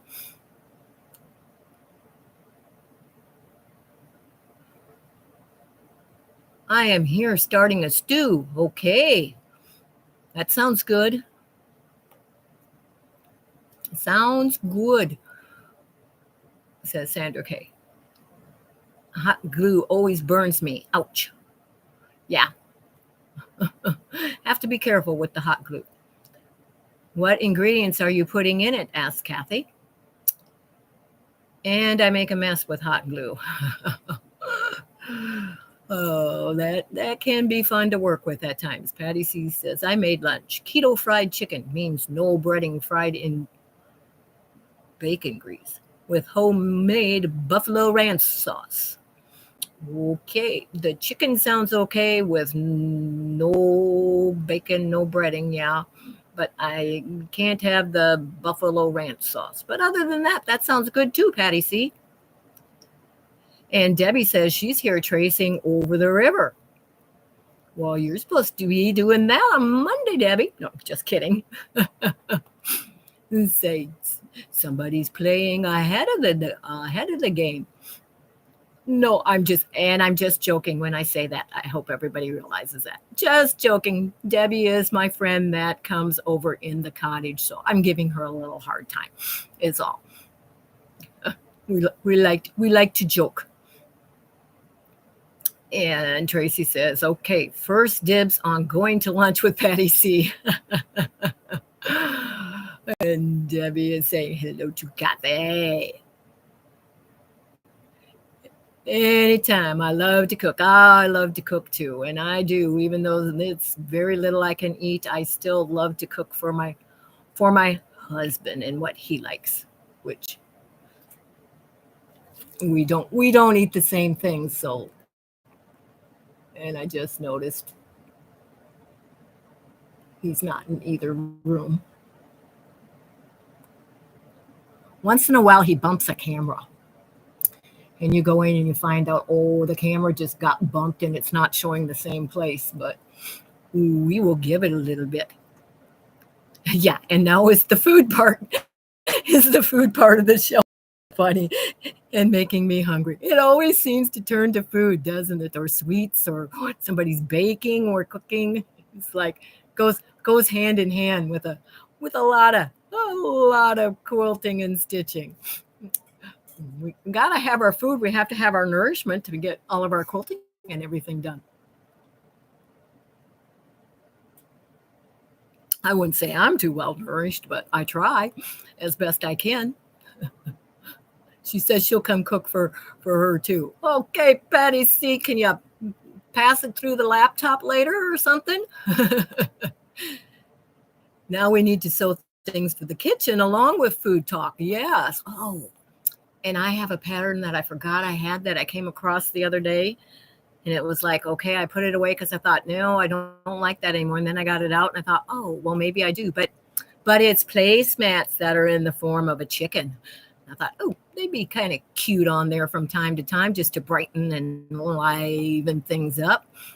But I like that, Debbie. She says, even if I am ahead at the beginning, I may be way behind later on. And I may be too. She says she'll head to Ohio next. Okay. Just make sure you keep it warm along the way there. Or you can use my kitchen when you get here. I'll turn it over to you. Chicken placemats. I like it. Yeah, I have to. They're cute. I forget where it is right now, but I'll have to. I know exactly where it. Whoops. That's what happens when you can't feel your foot. It's like, whoa.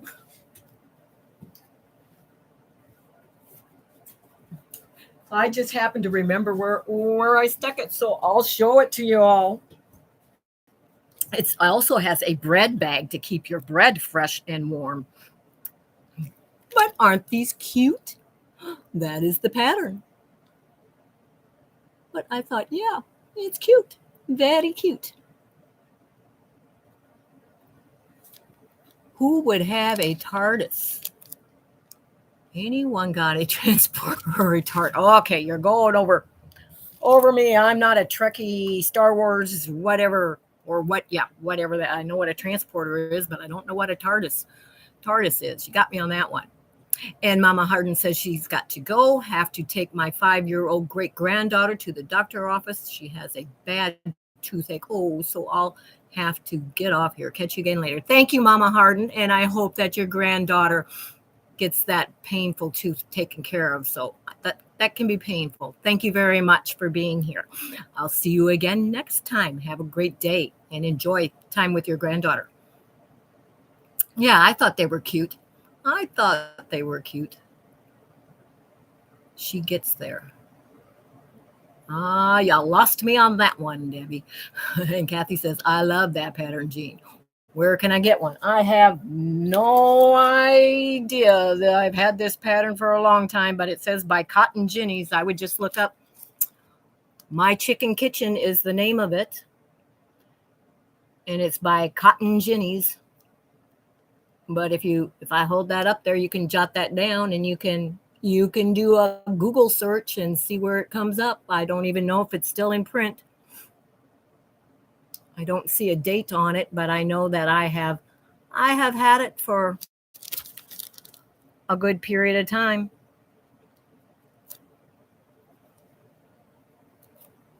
And it is actually a reversible placemat, by the way.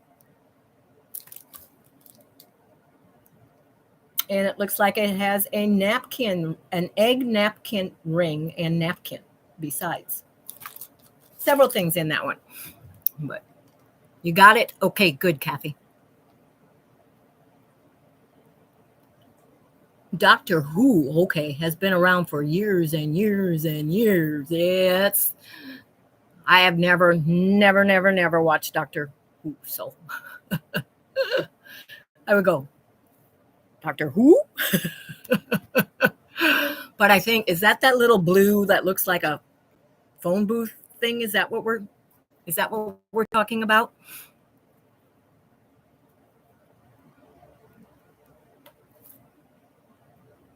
Okay.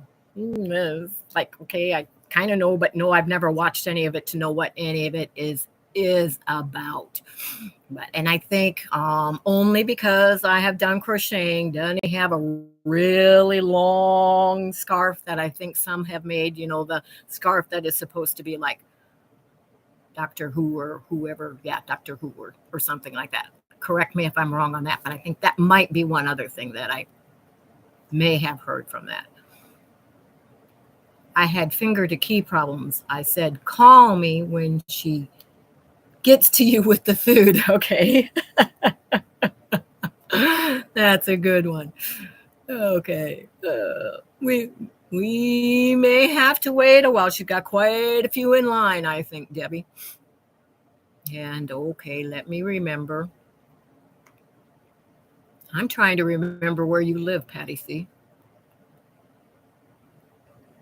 I think it's south of us, but I don't remember exactly. Don't remember exactly.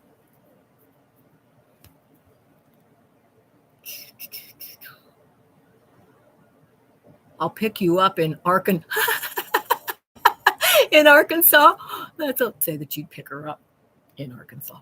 Gotcha. See, I get there, but yep, sometimes it takes me a different little route. And I do have to admit, it hasn't always been that way. I did have a really bad reaction to some medication. Oh, it's been, I think, a little over a month ago now. And yeah, it did something to the brain that is not working quite correctly anymore, and having some problems with the cognitive thinking and that type of thing also. So sometimes if you see me like, and the word can be here and all of a sudden it's just bloop, gone. And when it does that, I'm not getting it back. Sometimes maybe yes, but it's gone, and I just have to go on and say, well, oh, it left me. Maybe it's an age thing too. Who knows? But no, it wasn't quite like that until I had that reaction. So that's what I'm blaming it on, and that's what I'm sticking to. But so unless anyone has any other questions, I think that I have pretty well covered everything. For those of you that weren't here, like I said, the files for the block of the month will be in the Facebook group under the files section. If you need to see a closer up view of how I use that half square triangle in the Facebook group, I thought I had done one on YouTube, but I didn't. That was before I started doing YouTube 4 months ago, going on 5 now. But it is actually in the media under videos section. That's always at the top, those little things you can click on in the Facebook group, and you can scroll down and you'll be able to find that if you'd like to get a closer up view of how I use that half square triangle to cut and do the half square triangles instead of using the 7/8 inch method. So what is the name of the Facebook group? It is Friends of Kept in Stitches, Quilting Stitching Bee, and the link is always in the description box of every one of my videos. It's not in the live until after I go off live, and then I go in and put it in. So you'll just have to wait a few minutes until I get over there and get that put in the description box, but it will be there. As will email if you need to contact me that way, and any other things that I said that I would put links to in there. But on my lives, I never put the information in the description box until it's over. The other ones, it's in there right away. But but not the lives. And I'm sure Susan isn't still here, and I do not know, but I do have my lives as subscriber only. It's to keep the ones we don't want popping in out, and I, depending on what I'm doing and whatever, I will set that to different times accordingly. But it's usually set that you just have to wait 5 minutes if you're not subscribed before you can be in the chat. Sometimes I'll change it to 10 minutes. On occasion, if it's something that I really want to keep other people out, I will make it the length of whatever the live is. but just so you know, and that's always at the very top. But for some reason, I don't know why, it made Susan wait today before she could join in on the live chat, and it shouldn't have done that because it was set subscribers only, but she is a subscriber, so I don't know why she wasn't able to get in right away. But yeah, so I will go ahead, and everyone can go ahead and say goodbye.